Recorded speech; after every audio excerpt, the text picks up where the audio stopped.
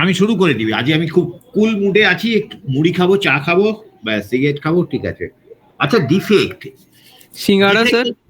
হ্যাঁ, সিঙ্গাড়া খাবেন না স্যার? আমার এই বয়স হয়ে গেছে, সিঙ্গাড়া তো তেলে না না খাবো না, তোমাদের খাওয়াবো, ঠিক আছে, কলেজ গেলে খাওয়াবো। হ্যাঁ, ক্রিস্টালোগ্রাফিক ডিফেক্টস তা আমি সবাইকে খাওয়াতে পারি, আমার কোনো আপত্তি নেই। হ্যাঁ, I am not financially rich but mentally rich. হ্যাঁ, ডিফেক্টটা কেন হয় বলো তো? ডিফেক্ট মানে কি ফার্স্ট দেখে নাও, চারটে ডিফেক্ট আছে: point defect, line defect, surface defect, volume defect. Point defect মানে কি একটু শিখে ফেলি। What does it mean by the point defect which is occurring in any crystal? That means absence of any atom in its particular position. Absence of any atom in a particular position. That means one particular atom is leaving its original site. Rather, we can tell is that is migration of one atom from one point to another, creating a vacancy. Clear হয়েছে? Sir একটু জোরে বলো, শোনা যাচ্ছে না। Yes sir. Creating one vacancy or more than one vacancy. Literally, one vacancy should not occur. Rather, multiple number of vacancies should occur during this defect. এই ডিফেক্টটা হয় কেন বলতো? তার মানে ধরে নাও ল্যাটিস ফরমেশনের সময় ইমপিউরিটি থাকলে স্যার? না না, it's not a question of impurity. That is another kind of defect when alloying element is entering into the structure of the other element. That is also a point defect. When alloying element is whose dimension is less than the dimension which is available in the crystal structure. Condition এইটা হতে হবে. When alloying element is entering into the any crystal structure, certainly dimension of alloying element should be near equal or less than the dimension which is available in the crystal structure. এটা বোঝা গেছে? হ্যাঁ, মানে তাহলে তো sir ওই silicon, germanium ওগুলোতে আমরা যখন করি, মানে অ্যালুমিনিয়াম বা এগুলো ঢোকাই, আরে বাবা, মার্বেল দিয়ে তুমি একটা বক্স ফিল্ড আপ করে দিয়েছো, কমপ্লিটলি ফিল্ড আপ, এবার মার্বেল দিলে ঢুকবে? আরেকটা মার্বেল দিলে না স্যার, ঢুকবে না। কিন্তু বালির দানা দিলে তো ঢুকবে। হ্যাঁ, তার মানে the space which is available, the alloying dimension of the alloying element should be less than or equal to the dimension which is available in this crystal structure. মানে স্যার ওই ভয়েড গুলোতে ঢুকবে না গিয়ে ওখানে? হ্যাঁ, ভয়েড গুলোতে ঢুকবে, নাহলে ঢুকবে কোথায়? আমরা আসবো, ছবিতে আসবো। এটা কেন হয় বলো তো? কেন হয়? কি কেন হয় এই ডিফেক্ট গুলো হয় কেন? It was suppose that there should be no defect during the solidification of a pure metal.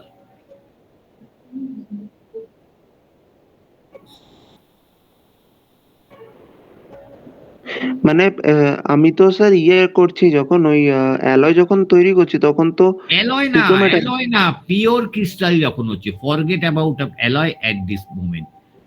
After that we should discuss about the formation of an alloy. বিসিসিতে, in case of BCC crystal structure, 8 atoms should occupy 8 corners of a cube and one the body center of the cube. But one corner atom is missing, creating a vacancy within the material. The name of the defect is point defect. Name actually vacancy defect. কেন হয়? তাড়াতাড়ি, আজ অনেকটা টানবো, 9টা অবধি টানবো। Anyone from the class, why the defect will occur? আচ্ছা, উত্তর বলে দিচ্ছি। It is occurring due to the fluctuation of energy. What is basically what type of energy? Basically that is the free energy.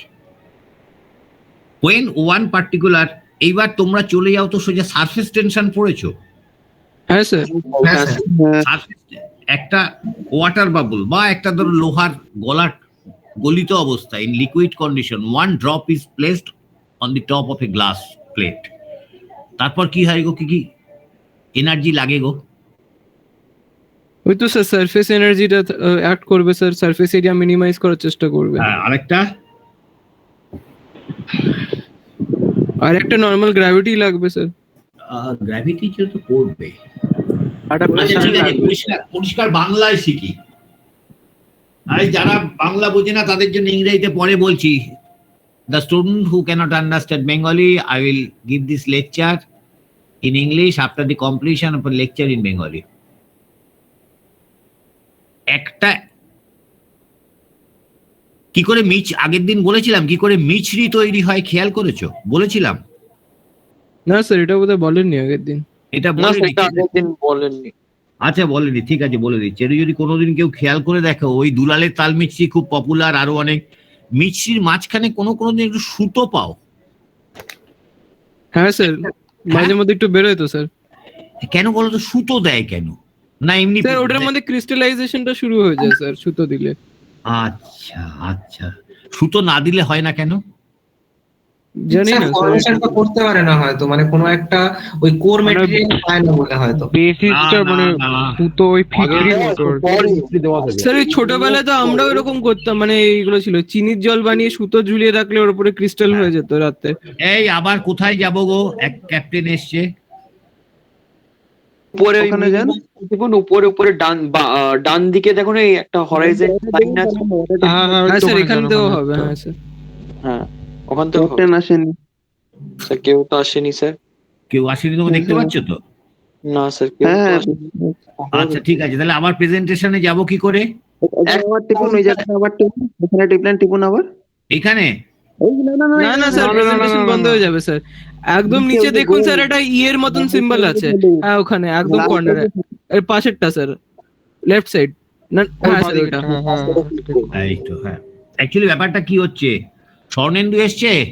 হ্যাঁ sir এসেছে। আচ্ছা Swarnendu, first সেমিস্টারের result কেমন হয়েছে?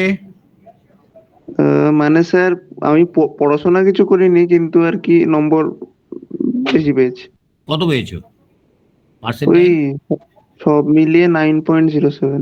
উরে বাবা, আচ্ছা ঠিক আছে। হ্যাঁ মানে জলের দরে নম্বর দিচ্ছে। আচ্ছা ঠিক আছে ঠিক আছে, স্বর্ণেন্দু ফার্স্ট ইয়ারে ভালো রেজাল্ট করেছে, ফার্স্ট সেমিস্টারে, সেকেন্ড সেমিস্টারেও, সেকেন্ড ইয়ারেও ভালো করেছে। সেকেন্ড ইয়ার প্রথম থেকেই ক্যাপ্টেন ওই ছোট ঘরটায় যায় বকুলতলার পাশে, যাতায়াত শুরু করেছে, আস্তে আস্তে মানে? ইনক্লাইন্ড হয়ে পড়েছে। এইবার আমি ওকে চিনি অনেকদিন ধরেই। If this B the situation, overall better না, আমি বলবো প্রথম 5-এর মধ্যে থাকে। এই যদি হয়, সেকেন্ড ইয়ার সেকেন্ড সেমিস্টারে আমার বাপু দুটোই ব্যাক পেয়েছে। দুটোই ব্যাক পাওয়ার পর এই খবরটা আমার কানে এসছে। ঠিক আছে, আমি একদম ওকে ডেকে পাঠিয়েছি, অন্য ছেলে ধরে আমার ঘরে এসছে, উঠেই এক থাপ্পড়, যেটা আমি মেরেছিলাম তোমাদের এক জিএস কে, উঠেই থাপ্পড়। যাক, ও থতমত খেয়ে গেছে। আলটিমেটলি ওকে আমি বোঝালাম, বুঝিয়ে বললাম দেখো তোমার বাবা এত কষ্ট করে, মা এত কষ্ট করে তোমাকে এই লেভেলে নিয়ে এসছে, থিঙ্ক অ্যাবাউট দেম। আলটিমেটলি ও কিন্তু ব্যাপারটা বুঝলো যে আমি যা করেছি ঠিক করিনি, আমাকে দাঁড়াতে হবে, বাবা মার হাতটা ধরতে হবে। ও তারপর থেকে পড়াশুনো শুরু করলো। He regain his original position. So that was the turning point in his life. কেন? থাপ্পড় খেয়ে। থাপ্পড়টাকে যদি আমি অন্যভাবে ধরি, that is change of free energy. ও ইউনিয়ন রুমে গিয়ে কিন্তু একটা স্টেবল কন্ডিশনে ছিল, বেশ 6 মাস 8 মাস ধরে পড়াশুনো গোল্লাই যাচ্ছে, যাক। আমি সেই স্টেবল কন্ডিশনটাকে ডিস্টার্ব করে দিলাম। তাহলে এইবার যখন হয়, চিনির দানাটা, ওই লিকুইডটা ফরমেশন হচ্ছে না, liquid to solid, because at that condition, at that pressure and temperature, the material is in stable condition. Until and unless you disturb the system from external force or something else, it will remain constant, free energy of the system. When you are disturbing the system, certainly solidification start. And till today, when the solidification will start and how long it will take, yet not it has been determined in all over the world. আমরা কখনো বলতে পারি না কখন শুরু হবে, কিন্তু disturb করলে শুরু হয়। তাহলে স্বর্ণেন্দুর ডিস্টারবেন্স কি ছিল? আমার থাপ্পড়টা। That is change of free energy. ও বাড়ি গিয়ে চিন্তা করলো, স্যার আমার এমনি এমনি মারেননি, আমার পাস রেজাল্ট এমন, আর আমি দুটোই ব্যাক পেয়ে গেছি। So due to the fluctuation of free energy, solidification starts. But it was supposed the temperature which should be extracted from the system, that should be uniform. That means per unit temperature should be extracted per unit time. But in real life problem, that is not possible. So continuous extracting the temperature in normal condition, it plays an important role. So it was supposed that equilibrium cooling should be occur. It is only possible when you are going to do in any sophisticated laboratory. Into in normal life, equilibrium cooling is not possible because it is not cost effective. সেই জন্য আমরা করি না, due to the non equilibrium cooling and change of free energy solidification start. সেই জন্যই তুমি সুতো ফেলে একটু নাড়িয়ে দাও, অথবা 4টে চিনির দানা ফেলে দাও। যদি কেউ পাটালি গুড় তৈরি করা দেখো, ওর মধ্যে চিনি মারবেই, চিনি ছড়িয়ে দেয়। চিনি না ছড়ালে সলিডিফিকেশন পাটালি গুড়ে হবে না। So you are adding some defect for that only. That is the decrement of free. আচ্ছা, ফ্রি এনার্জি বাড়লে মেটেরিয়ালটা স্টেবল হয় না ফ্রি এনার্জি কমলে জিনিসটা স্টেবল হয়? এইটা বলো দেখি তো। ফ্রি এনার্জি জিনিস স্যার আমি যত জানি গিভস ফ্রি এনার্জি যদি লেস দেন 0 ইয়ে হয় তাহলে সিস্টেমটা মানে স্টেবিলাইজ হয় আর কি। কি বলছো গিভস ফ্রি এনার্জি কি বললে? যদি স্যার লেস দেন 0 হয় তাহলে স্যার মানে যদি কমে আর কি, তাহলে স্যার এটা স্টেবিলাইজ একদম ঠিক কথা বলেছো। এইবার from liquid, single solid has been formed. From a liquid condition, due to any reason, you are decreasing the temperature of the system. From the outside, you have seen solidification has been started. Now think about the first crystal. If the first crystal is formed within the liquid, certainly that crystal will float into the liquid. ঠিক আছে? ওই ক্রিস্টালটা লিকুইডের মধ্যে float করবে। After that 2, 3, 4, 5 so many crystals will be associated with respect to the center crystal. This is the basically theory. তাহলে what are the energy are associated for the formation of from a single drop of liquid to a solid or to formation of a nucleus? কি energy associated আছে বলো তো? আমি একটু আগে ধরে দিয়েছি সারফেস টেনশন দিয়ে। হ্যাঁ, একটা তো স্যার ওই ইন্টারনাল আরেকবার একটু বলবেন কোশ্চেনটা, আমার মানে হট করে কেটে গেছিল। হ্যাঁ বলে দিচ্ছি। একটা drop of liquid solid formation হচ্ছে, তাহলে একটা চেঞ্জ অফ ফেজ যখনই হচ্ছে, certainly some energy should B associated for the formation from single liquid to A nucleus or solid. For the formation from liquid to solid, what are the energies are involved for the transformation from a single drop of liquid to a solid? কি energy associated? একজন একটু আগে উত্তর দিল আমায়। হ্যাঁ sir, মানে ওই ইন্টারমলিকুলার যে অ্যাট্রাকশন ওটা? না ল্যাটিস এনার্জি, ফ্রি এনার্জি। একজন তো আমায় উত্তর দিল, that is surface free energy. Sir এন্ট্রপিটাও তো কমবে। হ্যাঁ hit energy.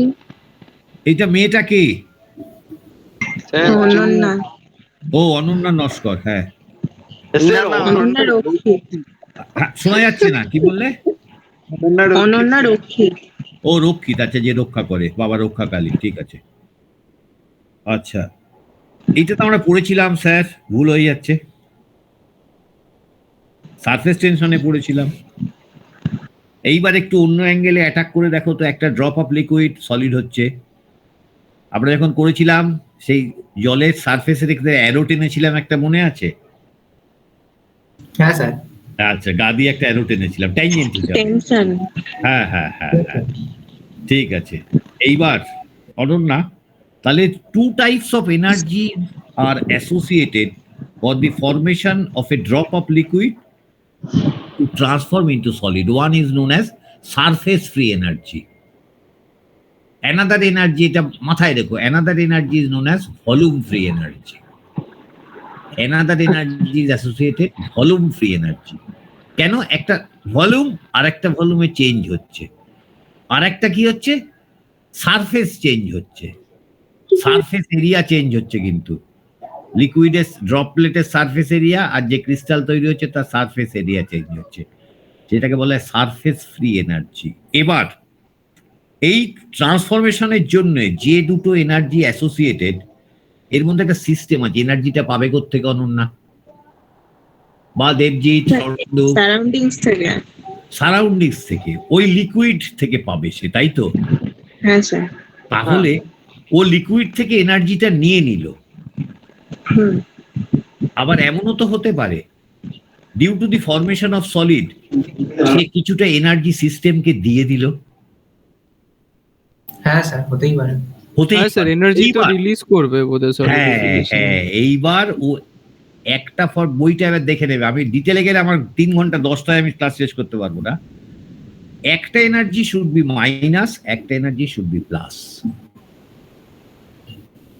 Surface free energy or volume free energy, একটার ক্ষেত্রে ও এনার্জি লিবারেট করবে টু দি সিস্টেম, আর একটার ক্ষেত্রে ও এনার্জি রিসিভ করবে ফ্রম দি সিস্টেম। এইবার এটা প্লাস মাইনাস করে যদি দেখা যায় গ্রাফটা that is in negative direction, that means the size of that crystal is stable. এটা বোধহয় বোঝা গেল না, তাই তো? না স্যার। আচ্ছা ঠিক আছে। আরেকবার বলুন স্যার এটা। আমার ক্লাসে যাও গোটা 35-36 ছেলে মেয়ে আছে, ছাত্রছাত্রী আছে। তা কেউ অনেক লম্বা, কেউ আমার মতো নাটা, কেউ মাঝারি হাইট, এরকম আছে, তাই তো? হ্যাঁ স্যার। আচ্ছা, আবার একজন খুব পালোয়ানও আছে। আমাদের কাছে পালোয়ান কে গো? এই তো শীর্ষ এতক্ষণ যে বলছিল। না, আমি আচ্ছা, কোথায় ঠিক স্যার, আমি মাঝারি সাইজেরই। আচ্ছা ঠিক আছে। স্যার ঋতঙ্ক। আচ্ছা ঠিক আছে, এরকম ডিফারেন্ট ছেলে পিলে আছে। তাহলে যখন ক্রিস্টাল ফরমেশন হবে or nucleus, basically nucleus through which nucleation should start, different সাইজের ক্রিস্টাল হবে। তাহলে যদি এমন সাইজের ক্রিস্টাল হয় যে সাইজটা ফরমেশনের জন্যে আমার total energy of the system in increasing trend, দেখো বোঝাতে পারলাম কিনা? ধরো শীর্ষ চেহারা ভালো, দেবজিতের চেহারা খুব ছোটখাটো, আমার মতন বা আমার থেকেও ছোট, অনন্য নস্কর একদম অনেক লম্বা, ঠিক আছে, কিন্তু খুব রোগা, ওর গায়ে জোর টোর নেই, দেবজিতের পালোয়ানের মতন চেহারা। এরম যদি হয়, ডিফারেন্ট ক্রিস্টালগুলো আমার তৈরি হলো। এবার সেই ক্রিস্টালটাই স্টেবল হবে যে সাইজের জন্যে tendency of the total energy should B negative direction. দেখো বোঝাতে পারলাম কিনা? তুমি যখন কিছুটা এনার্জি নিচ্ছ, কিছুটা এনার্জি নিচ্ছ সিস্টেম থেকে, আবার কিছুটা এনার্জি সিস্টেমকে দিচ্ছ, এই দুটোর দাঁড়াও আমি ক্লাস নিচ্ছি, এই দুটোর যোগফল যদি হয়ে নেগেটিভ ডিরেকশনে হবে কোনো পার্টিকুলার সাইজের ক্রিস্টালের জন্য, that crystal is stable into the liquid melt. আর এমন একটা সাইজ তৈরি হলো যেখানে দেখা যাচ্ছে energy of the system increasing, that nucleus will melt again within the system, ও আবার গলে যাবে। So there is a formation of crystal in solid and it will melt again. There is a continuous fluctuation of energy. Due to this fluctuation of energy, certainly the system is not stable. For that only, the atom will migrate from one point to another. আমি এখানে ঢুকলাম, অনন্য নস্কর জানে আমাকে দেখলেই sir থাপ্পড় মারবে। অনন্য নস্কর কি করবে? এই সরি সরি, হ্যাঁ, অনন্যা কি করবে বলবে? আমাদের অরণ্য শুভ্র নস্কর, ঠিক আছে? আপনি মনে হয় দুটো। ও আচ্ছা ঠিক আছে, এই অরণ্য শুভ্র নস্কর পিছনের দরজা দিয়ে চলে যাবে, স্যার দেখলেই আমায় থাপ্পড় মারে। তার মানে আমার এনার্জিটা অনেক বেশি। So he is not stable in my class, he will leave the class. তাহলে আমায় দেখতে হবে যে সাইজের ক্রিস্টালটা হবে, সেই ক্রিস্টালটা যে অ্যামাউন্ট অফ এনার্জি লিবারেট করবে আর যে অ্যামাউন্ট অফ এনার্জি রিসিভ করবে, এর যোগফল যেন নেগেটিভ হয়। তাহলে that size of the crystal is stable into the system. আচ্ছা ঠিক আছে, পরে আসছি। এই পয়েন্ট ডিফেক্ট, তার মানে কিছু ভ্যাকেন্ট পজিশন থাকবে। লাইন ডিফেক্ট, ছবিগুলো দেখে নি। হ্যাঁ, এই এত আমার দরকার নেই, এগুলো শর্ট নোট আছে। এই যে পয়েন্ট ডিফেক্ট খেয়াল করে দেখো, ভ্যাকেন্সি ইন্টারস্টিশিয়াল মানে এই অ্যালয়গুলো ঢুকেছে এই পজিশনে, এই যে ইন্টারস্টিশিয়াল পজিশন, এখানে অ্যালয়টা ঢুকে পড়েছে ছোট, কি বলেছিলাম? ছোট বলে এই ডায়ামিটার অথবা তার থেকে ছোট অ্যাটম ঢুকতে পারে। The position is known as interstitial position. আজকে শিখে ফেলি, the defect is known as interstitial defect. এইবার কেমিস্ট্রিতে পড়েছি স্যার হ্যাঁ স্যার, এখন মনে পড়ছে স্যার একটু পড়ে একটু এসছি, করে। সময় নষ্ট এই করবো। শর্টকি ডিফেক্ট, ফ্রেজনেলস ডিফেক্ট। হ্যাঁ, Schottky defect, আমাদের শুধু পয়েন্ট ডিফেক্ট গুলো ছিল। আচ্ছা ঠিক আছে, এটা হয়ে গেল। এবার পরেরটা দেখি, লাইট ডিফেক্ট। আচ্ছা ঠিক আছে, লাইট ডিফেক্ট। এইখানে এগুলো কার ছিল। বাবা, এইগুলো নতুন জিনিস স্যার। এগুলো নতুন। এখানে কার বাবা হাই ফাই পোস্টে কাজ করে?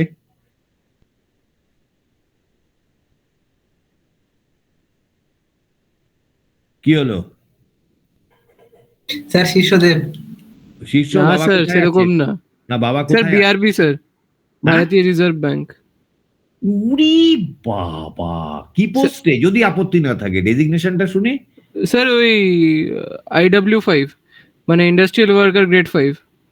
ও যাই হোক, আমি বুঝবো না।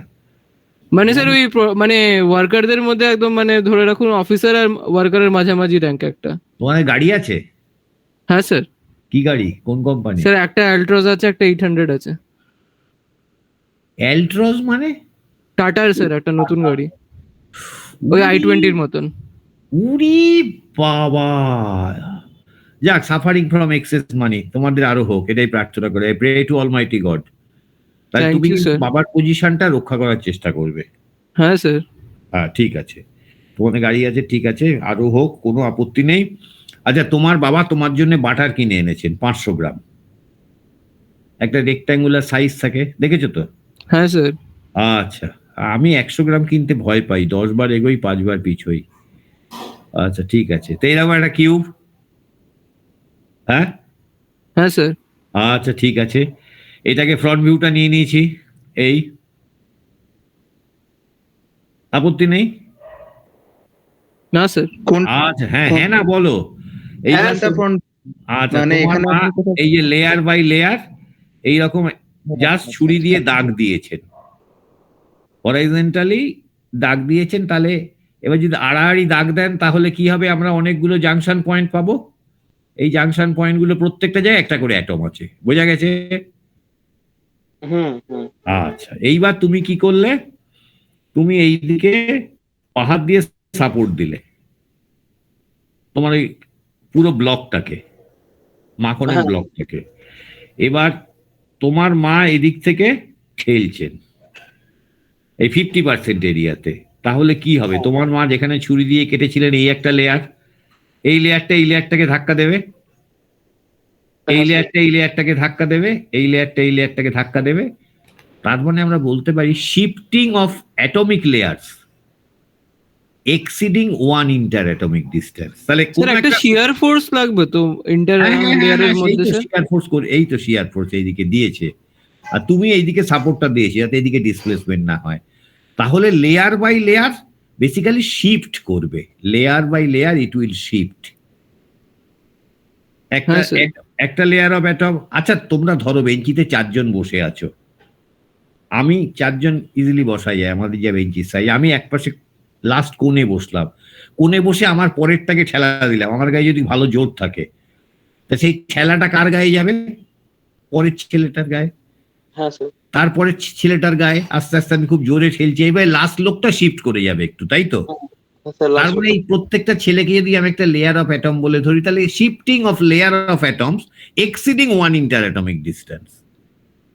কিন্তু স্যার হ্যাঁ বলো। ওই যে অ্যাটমটা ওর তলার অ্যাটমটার সাথে মানে যুক্ত হয়ে আছে, হ্যাঁ, সেটা কিছু হবে না? কোন জায়গাটা মানে বুঝলাম সেটা না। এই মানে জায়গাটা, স্যার আমি যেটা এই জায়গাটা ওইটা না, একদম আপনি এক্সট্রিম লেফটে যান ওই ক্রিস্টালটা। এটা হ্যাঁ, মানে আসলে যখন ছিল ওপরের ক্রিস্টালটা যদি দেখি, ওই যে অ্যাটমটা ওর সাথে তো ওর সাথে তো উপরে একটা অ্যাটম কানেক্টেড ছিল। হ্যাঁ, ও তো শিফট করে যাবে একটা লেয়ার, এর থেকে বেশি। হ্যাঁ, মানে তাহলে অসুবিধা হবে না ওই কানেকশনটার জন্য কোনো?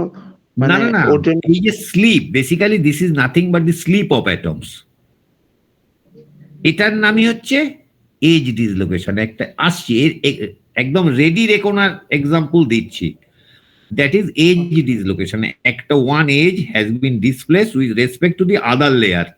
এখন তুমি প্রশ্ন যদি 50% না হয় তুমি এখান থেকে করো, তাতেও কোনো আপত্তি নেই। One layer should shift exceeding 1 interatomic distance. Basically, it is মানে sleep phenomena. আমি একদম রেডি এক্সাম্পলে আসছি। এই এজ ডিসলোকেশন আর একটা স্ক্রু ডিসলোকেশন, তাহলে একটা লেয়ার আর একটা লেয়ারের মধ্যে শিফট হচ্ছে। উল্টো ভাবেও তো হতে পারে, শিফট করবে আবার স্লাইড করবে, সামনের দিকে স্লিপ করবে, সামনের দিকে স্লাইড করবে। তার মানে we are going to get A helical form. আমরা যখন একটা জবকে ঘোরাই আর একটা টুল টাচ করে রাইট টু লেফট করি, টুল পয়েন্টের ওইটাই কি বলে, আরে টুল পয়েন্টের পাথটা যদি আমরা দেখতে পারি, certainly there will be helix. তুমি একটা পেন্সিল হাত দিয়ে ঘোরাচ্ছ বা হাতে ধরে, আর ডান হাতে আরেকটা পেন্সিল রাইট টু লেফট চলে যাচ্ছ, তাহলে এই পেন্সিলের মাথায় যদি সাদা চক থাকে তাহলে একটা হেলিক্স পাবো তো। হ্যাঁ স্যার। তাহলে সার্টেনলি একটা লেয়ার অফ অ্যাটম আর একটা লেয়ার অফ অ্যাটমের থেকে যদি স্লাইড করে সরলো, আবার সামনের দিকে স্লাইড করে সরলো, that phenomenon is basically screw dislocation. That means displacement out of in any atomic layer with respect to the other layer of the atom in the form of screw, that is screw dislocation. One is edge dislocation, screw আসছে সব আসছে, কোনো চিন্তা নেই। এবার পরেরটা দেখি, line defect. ওই তো একই হলো, স্ক্রু ডিসলোকেশন আমার দরকার নেই, বার্জাস ভেক্টর দরকার নেই, একবার দেখে নিতে পারি। এইবার তোমার কথায় চলে এসছি। স্বর্ণেন্দু আমায় অ্যাটাক করেছিলে তো? হ্যাঁ বলো। আচ্ছা ঠিক আছে। হ্যাঁ, এইটা প্রথমে ছিল মেটেরিয়ালটা রেক্ট্যাঙ্গুলার, এই রকম হয়েছে। কি বোঝাতে চাইছে বলতো? দিস লেয়ার, অ্যাটমিক লেয়ার, একসাথে থেকে আমরা একটা রেক্ট্যাঙ্গুলার সিলিন্ড্রিক্যাল পিস পাচ্ছি, অর রেক্ট্যাঙ্গুলার পিস পাচ্ছি, whatever it may be. You are applying tensile force in this direction. Now we can consider this particular piece is composed of so many layers of atom. এই 5টা layers of atom consider করতেই পারি তো? হ্যাঁ sir. 5টা কেন, actually তুমি 50টা করতে পারো, 100টা করতে পারো, তা খুব ভালো কথা। তাহলে এবার কি করেছি, এই স্যাম্পলটাকে নিয়ে এইখানে গেছি, আমাদের ডিপার্টমেন্টে এই টেনসাইল টেস্ট মেশিন আছে। এইবার তুমি এইদিকে টানছো একটা জ দিয়ে ধরে, আর একটা জ দিয়ে ধরে উল্টো দিকে টানছো, মেটেরিয়ালটা কি হবে? তোমার কান ধরে যদি আমি টানতে নিয়ে যাই, কি হবে? তোমার কানটা লম্বা হতে শুরু করবে। হ্যাঁ, লম্বা হতে শুরু করবে তোমার কান, তাহলে এটাও লম্বা হয়ে যাবে। এই লম্বা হওয়ার ফেনোমেনাটা basically known as slip, but how it occurs, the problem is that how it occurs. আচ্ছা ঠিক আছে, এটা কি যে কোনো জায়গা থেকে স্লিপ করবে? না, মানে একটাই স্যার, একটা স্পেশাল কাইন্ড অফ প্লেন থেকে জেনারেটলি শিপটা হয়, 45 ডিগ্রি 45 ডিগ্রি একটা প্লেন থেকে স্যার। আচ্ছা, যেখানে ওই সিআর ফোর্সটা ম্যাক্সিমাম হবে ওই প্লেনটা থেকে তো কেন, আমি তো হরাইজন্টাল ওয়ে তো স্লিপ করতে পারে। এই একটা লেয়ার অফ অ্যাটমস, বাদিকে একটা লেয়ার অফ অ্যাটমস, এই লেয়ারটা উপর দিকে শিফট করে গেল, তাহলেও তো হতে পারে স্যার, কিন্তু হয় না, জানি না কেন। আচ্ছা ঠিক আছে, একটা লাইভ এক্সাম্পল দাও তো। এখানে পালোয়ানকে বললে? আচ্ছা, স্বর্ণেন্দু কে বেঞ্চির সাথে বেঁধে রাখা হলো দড়ি দিয়ে। এবার দেবজিৎ স্বর্ণেন্দুর বাহাতটা ধরে টানছে। আমি বললাম তোমার এবছর হবে না, আসছে বছর আবার হবে। তুমি যদি স্বর্ণেন্দুর হাতটা টেনে ছিঁড়ে ফেলতে না পারো, তোর হাতটা টেনে ছিঁড়ে ফেলতে গেলে কোথায় থেকে ছিঁড়তে পারে বলো তো? স্যার শোল্ডারটা ডিসলোকেট হবে, হাত থেকে, এলবো অর রিস্ট, 3টে জায়গা থেকে। কেন? This is weaker zone. অন্য কোনো জায়গা থেকে কিন্তু হাড় তুমি ভাঙতে পারবে না। যদি না ভেঙে দাও তাহলে উইকার জোন থেকে স্লিপ করবে, এইটা আমরা বুঝে গেছি। ব্যাস, problem is clear, you don't have to worried about it. এইবার খেয়াল করে দেখো, এইটা একটা লেয়ার অফ অ্যাটম, এইটা একটা লেয়ার অফ অ্যাটম, ঠিক আছে? হ্যাঁ বা না বলো? হ্যাঁ ঠিক স্যার। আছে, ঠিক আছে। think about the distance between two layers, এইটুকু, ঠিক আছে? এইবার আমি দুষ্টুমি করে আমি ডায়াগোনাল প্লেনটা নেব, এইখান থেকে এই প্লেনটা আর এইখান থেকে এই প্লেনটা, এই ডায়াগোনাল প্লেনটা। কোন ডিস্টেন্সটা বেশি? Sir diagonal distance. ডায়াগোনাল প্লেনটা। যদি ইচ্ছে হয় বাড়িতে 4টে সার্কেল রাখো, জাস্ট একই ডায়ামিটারে, হ্যাঁ 4টে সার্কেল টাচ করে থাকবে, 4টে 4টেকে। হ্যাঁ এবার সেন্টার দিয়ে ভার্টিক্যাল প্লেন টানো আর ইনক্লাইন্ড করে দুটো প্লেন টানো, দেখবে inclined distance between two inclined planes are higher. So if distance is higher, force of attraction is less. হয়েছে? আচ্ছা আচ্ছা, বুঝলাম। বুঝলে? হ্যাঁ তাহলে সেই স্যার, কারণেই তোমাদের এই অ্যাঙ্গুলার বা অ্যাঙ্গেল, একবার রিপিট করুন না, বুঝলাম না। স্যার আরেকবার রিপিট করুন স্যার, আমি একটু এই দেবজিৎ বলে দাও।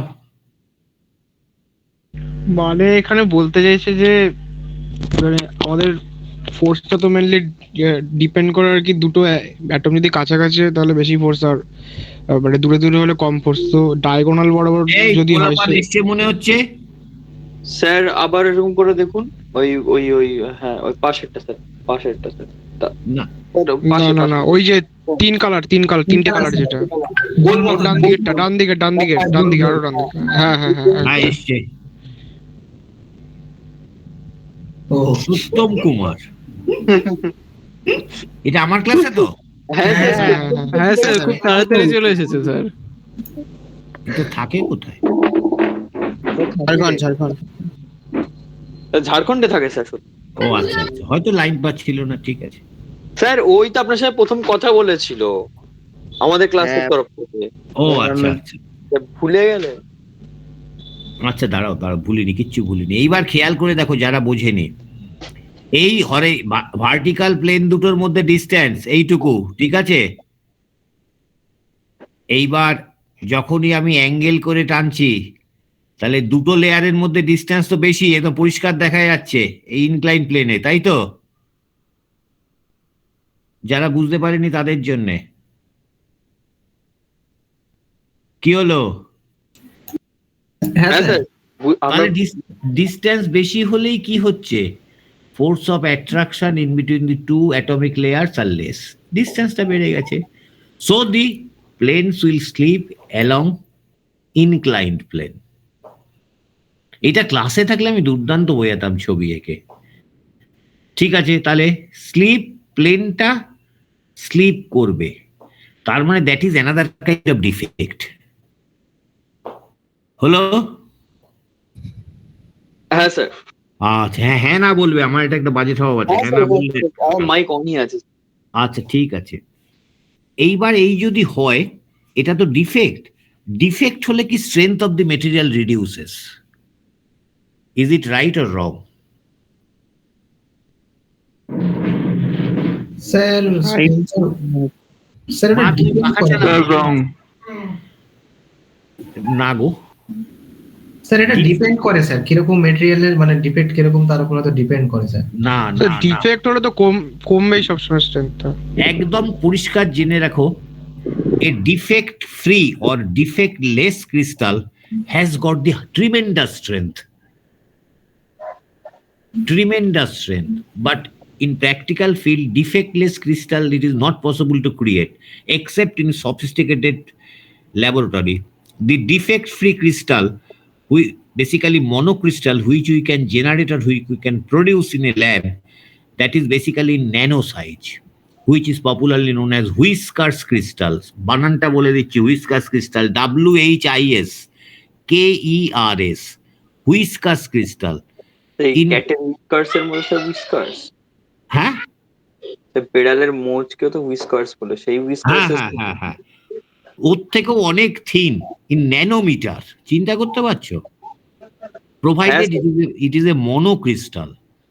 যখনই তুমি পলিক্রিস্টাল তৈরি করতে যাচ্ছ, automatically it is not cost effective, because so many precaution you have to take for the formation of a monocrystal in any sophisticated laboratory. ঠিক আছে? We can consider equilibrium cooling is possible in any laboratory, but not in real life problem. For that only automatic defects should be incorporated, and more number of defects, it decreases the strength of the material. মা ফ্যানটা চালিয়ে নাও, গরম। হ্যাঁ, it decreases the strength of the material. তোমাদের আমি 10 minute সময় দেব। কটা বাজে দেখে নি? 7:19। 7:19, অনেক হয়েছে। হ্যাঁ, এইবার তোমরা সব পণ্ডিত লোকেরা আমাকে হেল্প করো একটা ব্যাপারে, যে এই যে defective crystal, whether it is beneficial for us or detrimental for us, whether the crystals which were beneficial sir. Beneficial sir. কেন হয়তো স্যার কারণ কি স্যার, আমি ধরুন কার্ডবোর্ডটাকে আমি ওটাকে কাটতে চাইছি, এবার যদি ওটা বিশাল মানে অরিজিনাল ক্রিস্টালটা হয় তাহলে তো বিশাল স্ট্রেন্থ, আমার মানে কাটতে কাটতে বিশাল পয়সা বেরিয়ে যাবে। তো তার থেকে আমার যদি মানে একটু কি বলবো ইম্পিউরিটি বেশি থাকে, তার যদি স্ট্রেন্থটা কমে, আমি তাহলে ওটাকে মানে ম্যানুফ্যাকচারিং কস্টটা আমার কমে যাবে। আর মোটামুটি মানে সেই বুঝ অনুযায়ী আমি এটা করতে পারবো। বানাতে গেলে আমার মিক্সির দানা ভাঙতেই আর কি লোক লেগে যাবে, পয়সা বানানো হবে না। বাহ, একদম ঠিক উত্তর দিয়েছো, একদম ঠিক, খুব খুশি হলাম। হ্যাঁ Think about a forging shop or blacksmith shop. এই শীর্ষেন্দু আরবিআই শীর্ষ স্যার। ও শীর্ষ, তোমাদের হ্যাঁ, স্যার। গাড়ির চাকার তলায়, এই চাকার পাশে অ্যাক্সেলের ওপর স্প্রিং আছে না অনেকগুলো? হ্যাঁ স্যার থাকে তো, সামনে ম্যাকটিভেশন ঠিক স্টার্ট আছে। থাকে, পেছনে কয়েল স্প্রিং থাকে যে কোনো ফোর হুইলারই। আচ্ছা, ওই যে ফ্ল্যাট স্প্রিং যেগুলো থাকে লরির বাইরে থেকে দেখা যায়, হ্যাঁ লিফ স্প্রিং বলছেন তো স্যার? লিফ স্প্রিং, ওই লিফ স্প্রিং এর মেটেরিয়ালটা basically it is made by spring steel, specially known as spring steel, ওটা নামই স্প্রিং স্টিল, ওটা স্পেশাল ক্যাটাগরি। ওই একটা স্প্রিং স্টিল তুমি গাড়ির দোকান থেকে কিনে নিয়ে তুমি ফোর্জিং শপে গিয়ে বললে আমার একটা বটি বানিয়ে দিন, লোকটা তোমাকে ওই স্টিলটা দেখেই সুন্দর করে একটা বটি বানিয়ে নিলে, উনি ওনার চার্জটা নিয়ে নিলেন। তাই spring steel, if it was an ideal crystal, it is next to impossible for a blacksmith to give proper shape and size, because at least more than 100 to 1000 times force is required to deform the material if it is 100% pure. ঠিক আছে? হ্যাঁ sir. তাহলে it is beneficial for manufacturing background. ঠিক আছে? এইবার একটা জায়গায় আমরা কম্প্রোমাইজ করেছি, যদি আমরা একটা গ্রাফ টানি, গ্রাফটা যদি এইরকম হয়, এই মাউস ঘোরালে বোঝা যাবে গ্রাফটা? স্যার আপনার ওই যে দেখুন একটা ড্র অপশন রয়েছে, ওই যে ইয়ের ওপরে ওই যে ট্যাবটা রয়েছে দেখুন, ওই হাইলাইটের ইয়েতে পাশে স্যার, উপরের দিকে স্যার দেখুন। আমি গ্রাফ আঁকলে কি এখানে আঁকা হয়ে যাবে? হ্যাঁ স্যার, আপনি স্যার ড্র অপশন ক্লিক করুন স্যার, এই ড্র অপশনটা।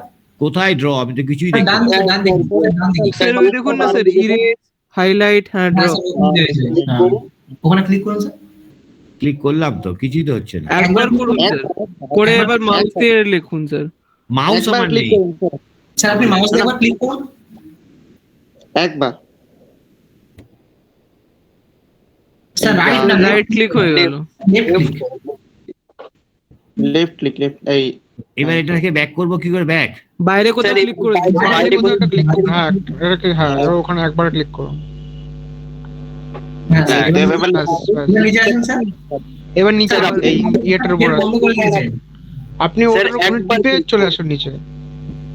একবার টিপুন, হ্যাঁ চলে আসবে। হ্যাঁ আচ্ছা, এবার ড্র্যাগ করুন স্যার, হয়ে যাবে। এবার চাপুন স্যার, আপনি ক্লিক করুন স্যার, ক্লিক করলেই হচ্ছে আপনি ক্লিক করে ড্র করতে পারবেন স্যার। লেফট ক্লিক করে ড্র করুন। হ্যাঁ আপনি লেফট ক্লিক করে রেখে ড্র করুন। মানে ওটা স্যার লেফট ক্লিকটা চেপে ধরুন স্যার, ক্লিক করে চেপে ধরুন। চেপে ধরে হ্যাঁ, চেপে ধরে স্যার আচ্ছা, ঠিক আছে, ঠিক আছে। এই তো ওয়াই অ্যাক্সিস, এক্স অ্যাক্সিস, ঠিক আছে। হ্যাঁ ও বাবা, এই তো চলে আসছে। এই চলে স্যার ছাড়তে হবে না, ওটা ছেড়ে দিলে আপনার ছেড়ে দিলে লেখা বন্ধ হয়ে করে যাবে। দেবে। হ্যাঁ, আবার দাঁড়াও, টিপলে আপনি লিখতে পারবেন। এটাকে ব্ল্যাঙ্ক করব কি করে আবার? ইরেজ অপশন আছে, এটা স্যার ইরেজ অপশন আছে। কন্ট্রোল টিপে জেড টিপুন, চলে যাবে স্যার। কন্ট্রোল টিপে সেট টিপে দিন। এই এত সব আমার দরকার নেই, থামো তো। স্যার ডান দিকে দেখুন একটা ইরেজ অপশন রয়েছে, এই হাইলাইটের পাশেই স্যার, যেখান থেকে আপনি ড্রতে গেছেন ওখানে ইরেজ অপশন, ওখানে ক্লিক করুন স্যার।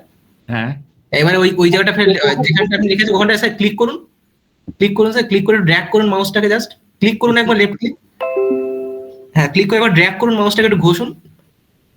আমার তো মাউস নেই। স্যার ওই ট্যাবে, স্যার ট্যাবে চেপে ঘুষুন। কন্ট্রোল আছে তো, কন্ট্রোল আছে। ও স্যার হ্যাঁ কন্ট্রোল আছে দেখতে পাচ্ছেন তো, কন্ট্রোলটা টিপে ধরে রাখুন, টিপে একদম ধরে বটম রেখে লেফট কর্নারে স্যার একদম বটম লেফটে সিটিআরএল বলে একটা কি হ্যাঁ সেটা আমি চিনি, সেটা আমি চিনি। ওটা টিপে জেড টিপুন না স্যার, চলে যাবে। একসাথে ওটা কন্ট্রোল জেড টিপুন। ওটা টিপে ধরে রেখে জেড টিপুন। ওটা টিপে রেখে জেড দিলেই চলে যাবে? হ্যাঁ হ্যাঁ স্যার, স্যার। দিন ওই কন্ট্রোল স্যার একসাথে টিপতে হয়, কন্ট্রোল আর জেড। কিছুই হচ্ছে না। না কন্ট্রোল টিপে ধরে রাখুন, তারপর জেড টিপুন। কন্ট্রোল টিপে ধরে রাখুন, ধরে রাখার সময় জেড টিপুন। ওই তো কিছুই হচ্ছে না, যা উল্টে আরো গন্ডগোল হয়েছে। আপনি ইরেজ অপশন থেকে বুঝতে পারবেন স্যার, আপনি মাউসটাকে এটাকে আপনার দেখুন স্যার যে এতে আপনি ল্যাপটপ ইউজ করছেন তো স্যার, হ্যাঁ ওখানে দেখুন যে দুটো বড় বড় কি রয়েছে, যেখানটা আপনি টাচ করছেন, যে ওই মাউসটাকে যেখানটা আপনি টাচ করে করছেন ওর নিচে দুটো বড় বড় কি রয়েছে, ওর লেফট ইয়েতে ক্লিক করে আপনি ওই আরেকটা আঙুল দিয়ে স্যার ওই ইয়েটাকে ইয়ে করুন, ড্র্যাগ করুন, জাস্ট ওটা পৌঁছে। হ্যাঁ কি হচ্ছে এটা? স্যার আপনি নিচের দিকে আসুন একবার, নিচের দিকে আসুন স্যার, ওই যেখানে স্যার ছবিটা এঁকে রেখেছেন ওর উপর মাউসটাকে স্যার নিয়ে যাবেন। যেভাবে লিখেছিলেন স্যার ওভাবেই করুন, চলে যাবে স্যার, দেখুন। হ্যাঁ যেভাবে স্যার লিখেছেন ওইভাবেই। হ্যাঁ এই তো চলে গেল স্যার। বাঁচা গেছে, ঠিক আছে, এবার আবার দরকার এবার নেই। আবার ড্র করুন। স্যার এইটা এবার আবার আচ্ছা বলে স্যার, দেন। পেন্সিলের মতো ব্যাপারটা, ড্রতে যান, পুরো স্যার, draw পেন্সিলের তে মতো। পেন্সিল যেমন খাতা থেকে উপরে নিয়ে নিলে আপনি লিখতে পারবেন না, সেরকম এখানেও সেরকম। আপনি যদি ক্লিক আমার করা ঝামেলার ছেড়ে দিন, দরকার নেই, আমার অত ঝামেলার দরকার নেই। এই তো আমি ওয়াই অ্যাক্সিস পেয়ে গেছি, এক্স অ্যাক্সিস পেয়েছি, এই তো। হ্যাঁ হ্যাঁ হ্যাঁ এইবার এইখান থেকে যদি একটা গ্রাফ টানি, এইরকম অ্যাঙ্গেলে নেমে তলায় ইউ হয়ে এরকম অ্যাঙ্গেলে এলো, এইরকম হয়ে। আচ্ছা স্যার, ওই touch ল্যাটিস করবে না। ফরমেশন এনার্জি বলছেন কি স্যার? না না না না না, এইখান থেকে শুরু হবে, কিন্তু শুরু হওয়ার পর গ্যাপ হয়ে এইখান থেকে ইউ হয়ে এই অবধি এলো, পুরো হাইট এলো না। তাহলে এইটা হচ্ছে থিওরিটিক্যাল স্ট্রেংথ, এই আচ্ছা পয়েন্ট, দ্যাট ইজ সিগমা।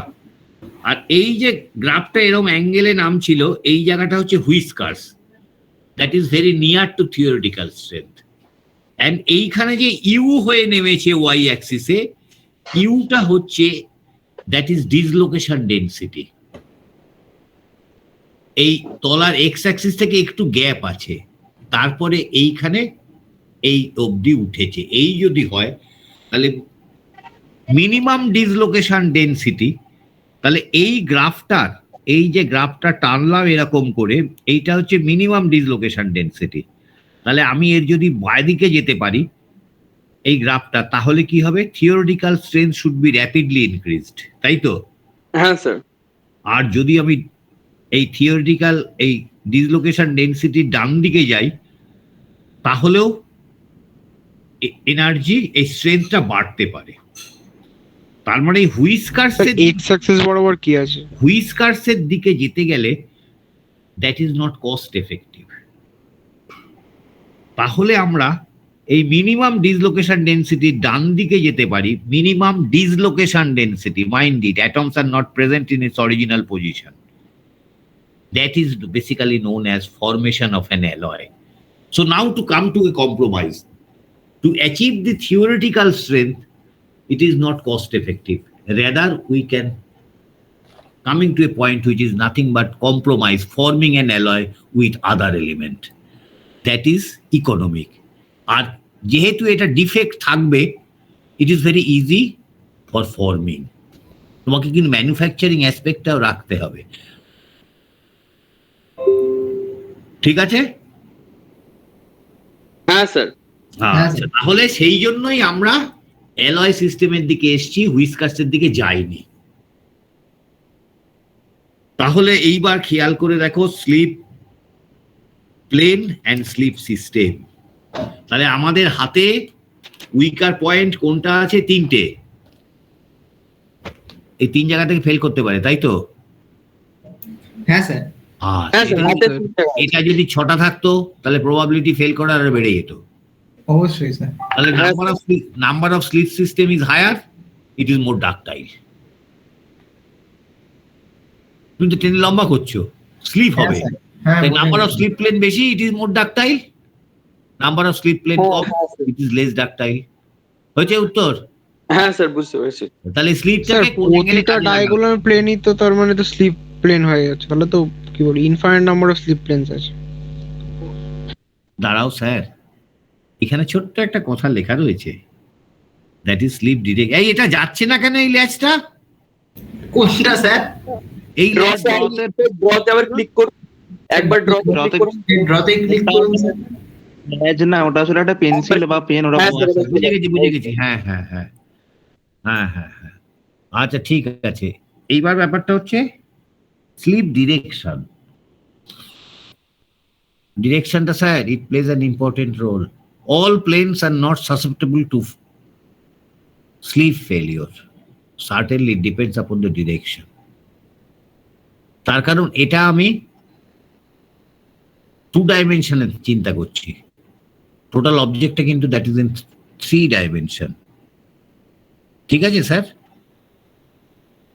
তুমি স্লিপ টানছো, তোমাকে স্যার ওই মানে ওই প্লেনের প্যারালালও তো ইনফাইনাইট করে প্লেন আছে, ওটার লং মানে কি বলবো লেন্থ বরাবর। হ্যাঁ আমি এটা তো বুঝলাম, হ্যাঁ তার মানে তো infinite number of slip plane হয়ে গেল।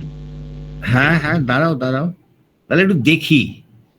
তুমি ভালো জায়গায় অ্যাটাক করেছো, খুব ভালো জায়গায় অ্যাটাক করেছো আমায়। এবার খেয়াল করে দেখো, একটা মেটেরিয়ালকে লম্বা করার চেষ্টা করা হয়েছে। আমরা স্ক্যানিং ইলেকট্রন বা আচ্ছা ঠিক আছে নামটা বলে ফেলি আমরা। তোমাদের কার কার বায়োলজি ছিল? আমার ছিল, ওয়েস্ট বেঙ্গল বোর্ডে সবারই ছিল। কারোর বায়োলজি ছিল? স্যার আমার বায়োলজি ছিল না স্যার। আচ্ছা, যার যার ছিল তারা একটা মাইক্রোস্কোপ হ্যান্ডেল করেছে। যদি ভালো স্কুল হয় দামি মাইক্রোস্কোপ থাকবে। That microscope is known as biological microscope. আর আমরা মেকানিকের যে লেখাটা রয়েছে আমি বলে দিচ্ছি, মেকানিক্যাল ইঞ্জিনিয়াররা ব্যবহার করব সেই মাইক্রোস্কোপের নাম কিন্তু মেটালার্জিক্যাল মাইক্রোস্কোপ। ঠিক আছে? হ্যাঁ, কাগজ লাগবে না, আমি এমনি চা খেয়ে দিচ্ছি। চা খাই, চা খেতে খেতে বলি। তাহলে আজকে থেকে শিখে ফেললাম ইঞ্জিনিয়াররা কি মাইক্রোস্কোপ ব্যবহার করবে? Metallurgical microscope. Metallurgical microscope. এটা কি ইলেকট্রন মাইক্রোস্কোপের মতো? মেটালার্জিক্যাল মাইক্রোস্কোপ না, normal microscope with normal 220 volt 50 হার্টজে চলে।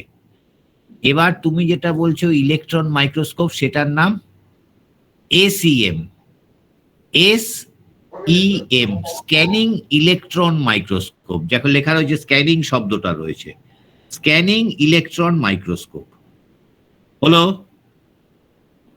তারপরে আছে, তোমরা আমি বলে দিচ্ছি সুযোগটা যখন এসছে, টেম আছে, টেম, ট্রান্সমিশন ইলেকট্রন মাইক্রোস্কোপ। ঠিক আছে? এছাড়া আমাদের অন্যভাবে আরো কিছু স্পেসিফিক দেখতে গেলে এক্স রে রিফ্র্যাকশন টেকনিক আছে, তা দিয়ে আমরা দেখতে পারি, বিটা রে দিয়ে দেখতে পারি, গামা রে দিয়ে দেখতে পারি, অনেক রকম আছে। ঠিক আছে, স্ক্যানিং আর টেম, scanning electron microscope and transmission. At least আমার যাদবপুরের ছেলেদের এই শব্দগুলো যেন তারা ওয়েল অ্যাকোয়েন্টেড হয়, বাইরে গিয়ে যেন বোকা না পড়ে যায়। এবার স্ক্যানিং এ ছবিটা তোলা হয়েছে, এই মাউস নড় না। আচ্ছা, এইবার দেখো লেয়ার বাই লেয়ার দেখতে পাচ্ছ কি সুন্দর স্লিপ। আচ্ছা ঠিক আছে, এইবার খেয়াল করে দেখো এই ডিরেকশনটা একটু বাড়িতে দেখে নিও, সময়টা নষ্ট করবো না। যেটা ইয়েতে পেয়েছো মিলার ইন্ডিসেসে 111 বার 0 স্লিপ ডিরেকশন। এই প্লেনটা 111 কিন্তু ডিরেকশনটা 11 bar 0। Number of non parallel plane খেয়াল করে দেখো, স্লিপ ডিরেকশন পার ফেজ 12টা, বডি সেন্টার কিউবে 12টা, এখানে দেখো 24টা চলে এসছে। শুধু কি হয়েছে, ডিরেকশনটা পাল্টে গেছে। এবার হেক্সাগনে কটা? মাত্র 6টা। তাহলে এর থেকে কি কনক্লুশন আসা যায়? হেক্সাগন সবথেকে স্ট্রং হবে স্যার। হ্যাঁ হ্যাঁ হ্যাঁ, ইট is not readily susceptible for tensile failure. আচ্ছা, এর সাথে আরেকটা জিনিস হয় যে মাথায় চলে এলো তাই বলছে, এখনো ভাল লাগে না।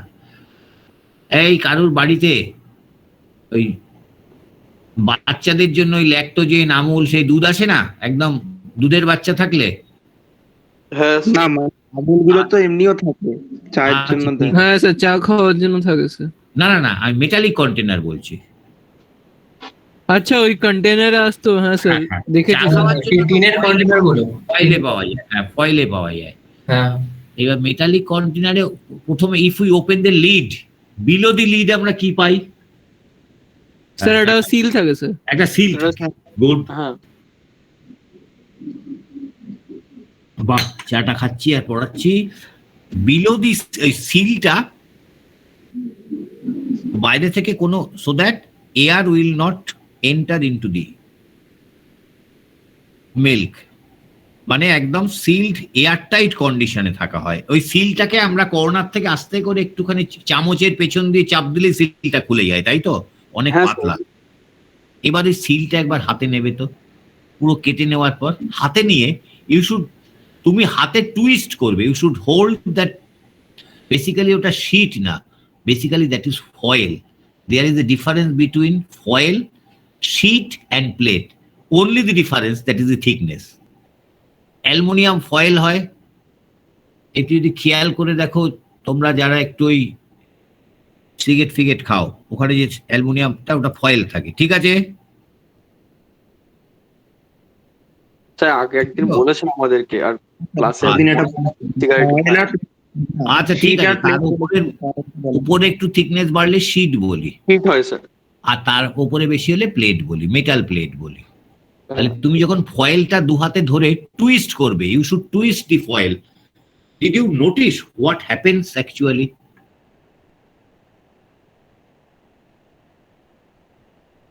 If you hold the foil with your two hands and if you twist it, you will hear a crackling sound.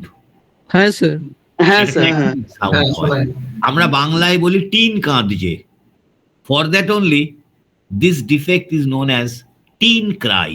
বইতে লেখা আছে, ভালো বই হলে লেখা আছে teen cry. It appears in our ears so that teen is crying. That is known as basically teen cry. This is happening when you are twisting the foil. It breaks the bond because it is harder. Number of slip plane is less. It breaks the bond. You are getting the crackling sound of that foil. That is defect is known as teen cry, popularly known as twinning. One is slip defect, another one is twinning defect. It will slip as well as it will break the bond. For that only the defect is known as basically teen cry. হয়েছে? এবার খেয়াল করে দেখো, body সেন্টারডেই এতগুলো plane আছে। এটা কোন প্লেনে অ্যাক্ট করবে, এটা আর এক প্লেনে অ্যাক্ট করবে, এটা আর একটা প্লেনে অ্যাক্ট করবে।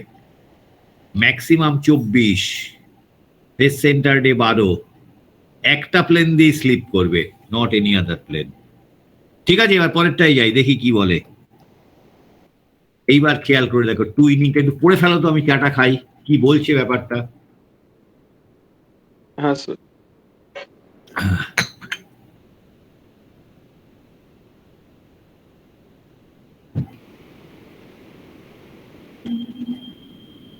মা তুমি শুয়ে পড়লে টিভি?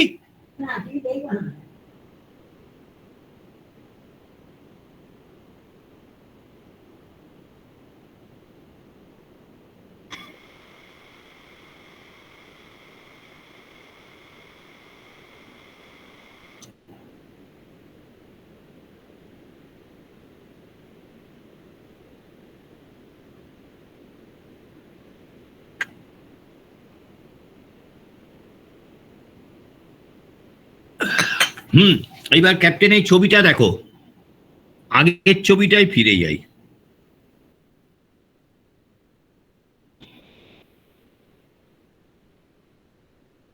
এইখানে যে প্যারালাল প্লেন গুলো ছিল, there was no deformation among the crystals. ও কিন্তু প্যারালালি সবকটা স্লিপ করেছে, ঠিক আছে? হ্যাঁ স্যার। হ্যাঁ, এইবার ক্যাপ্টেন এটাই খেয়াল করে দেখো স্যার,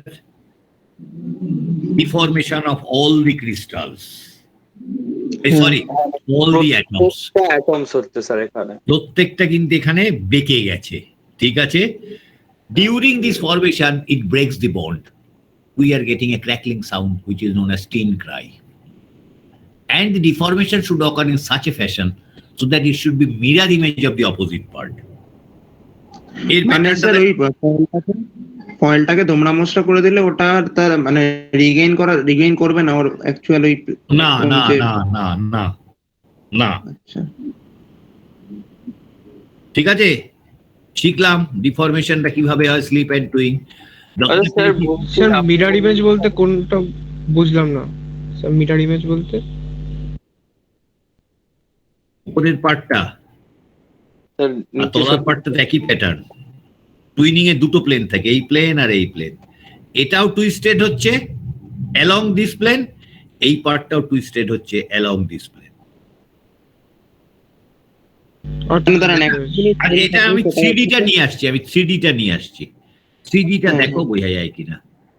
একটা টুইন আছে, খেয়াল করে দেখো, একটা পার্ট আর একটা পার্টের মিরর ইমেজ হয়ে যায়। তোমরা ইউটিউবে দেখে নিও না, খুব সুন্দর দেখায়। ঠিক আছে স্যার, সলভ করবো। হ্যাঁ হ্যাঁ হ্যাঁ, আর একটা চেষ্টা করেছি। স্যার বলছি, আপনি বললেন যেরকম মানে ডাক্টিলিটিটা বেড়ে যায়, তো মানে যত ডিফেক্ট বাড়বে, তো সেরকম কিছু দেখতে গেলে তাহলে কি স্যার মেটেলের বেশি মানে ডিফেক্টস বেশি অনেক? তোমার প্রশ্নটা ঠিক ধরতে পারলাম না, বলো। স্যার বলছি, আপনি মানে বললেন যে যত ডিফেক্ট বাড়বে অবশ্যই স্বাভাবিক ডাক্টিলিটিটা বেড়ে যাবে। আমি একবারও তাই কথা বলিনি।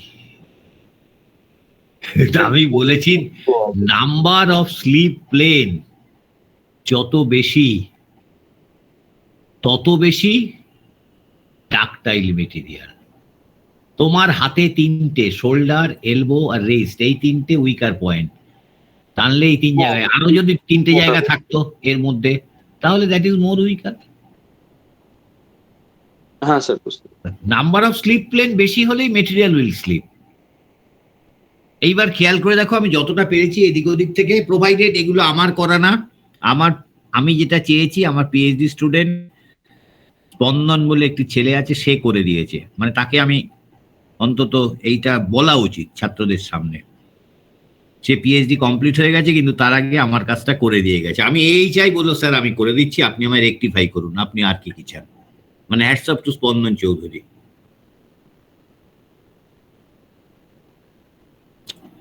দেখো এবার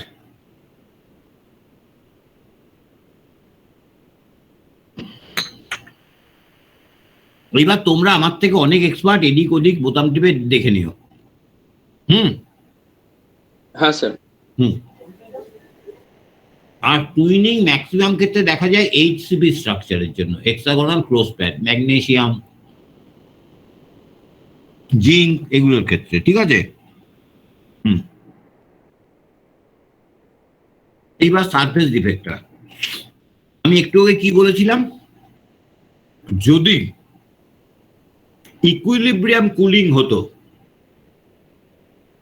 তাহলে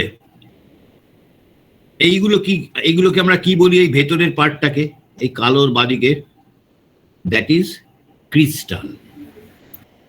ক্রিস্টালও বলবো না, অ্যাকচুয়াল টার্ম হচ্ছে it is microscopic view, basically grains.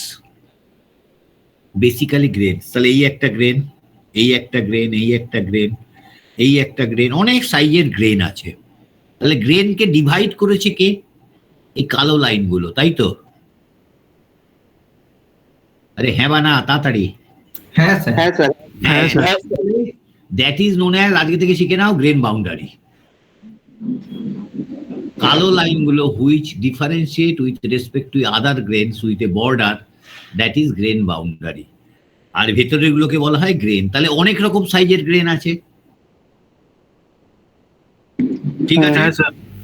আচ্ছা, এইবার স্যার আর একটা সুন্দর জিনিস এই ছবিটা থেকে ফুটে উঠবে। আমার পালোয়ান এই দিকে টানছে, আর এক পালোয়ান এই দিকে মেটেরিয়ালটা টানছে। কোথায় কোথায় রেজিস্ট্যান্স পাবে? এইখানে পাবে, এইখানে পাবে, এইখানে পাবে, ওপরে যে গ্রেন বাউন্ডারি আছে সব জায়গায় রেজিস্ট্যান্স পাবে। So you might expect sleep will not occur along this direction. Rather, you might expect sleep will act along this direction. তার কারণে এই গ্রেনটা অনেক বড়, এর মাঝখানে কোনো রেজিস্ট্যান্স নেই। এই গ্রেনটা অনেক বড়, মাঝখানে কোনো রেজিস্ট্যান্স নেই। কিন্তু তুমি যদি এইখান থেকে যেতে চাও, এই গ্রেন, এই গ্রেন, এই গ্রেন, এই grain, it will give the resistance against deformation. So you might expect the sleep will not occur along this, rather sleep may occur along this direction. কেন? Due to the formation of solids, most of the defect will occur into the grain boundary. Most of the defect will occur into the grain boundary. That defect will give you resistance against deformation. হলো sir পরিষ্কার এবার? Boundary গুলো মানে actually কি? হ্যাঁ, আমি তো বলেছিলাম তোমার পকেটে হাত দিয়ে আমি তোমার পকেটটা টেনে ছিঁড়ে ফেলে দেবো। তুমি পরের দিন কি করলে দেখে নেবো স্যারকে, স্যার কি করে পকেট ছেড়ে কি করলে, টেলারিং এ গিয়ে আরো 3-4টে সেলাই করে নিলে, তাই তো সাইড দিয়ে। হ্যাঁ স্যার।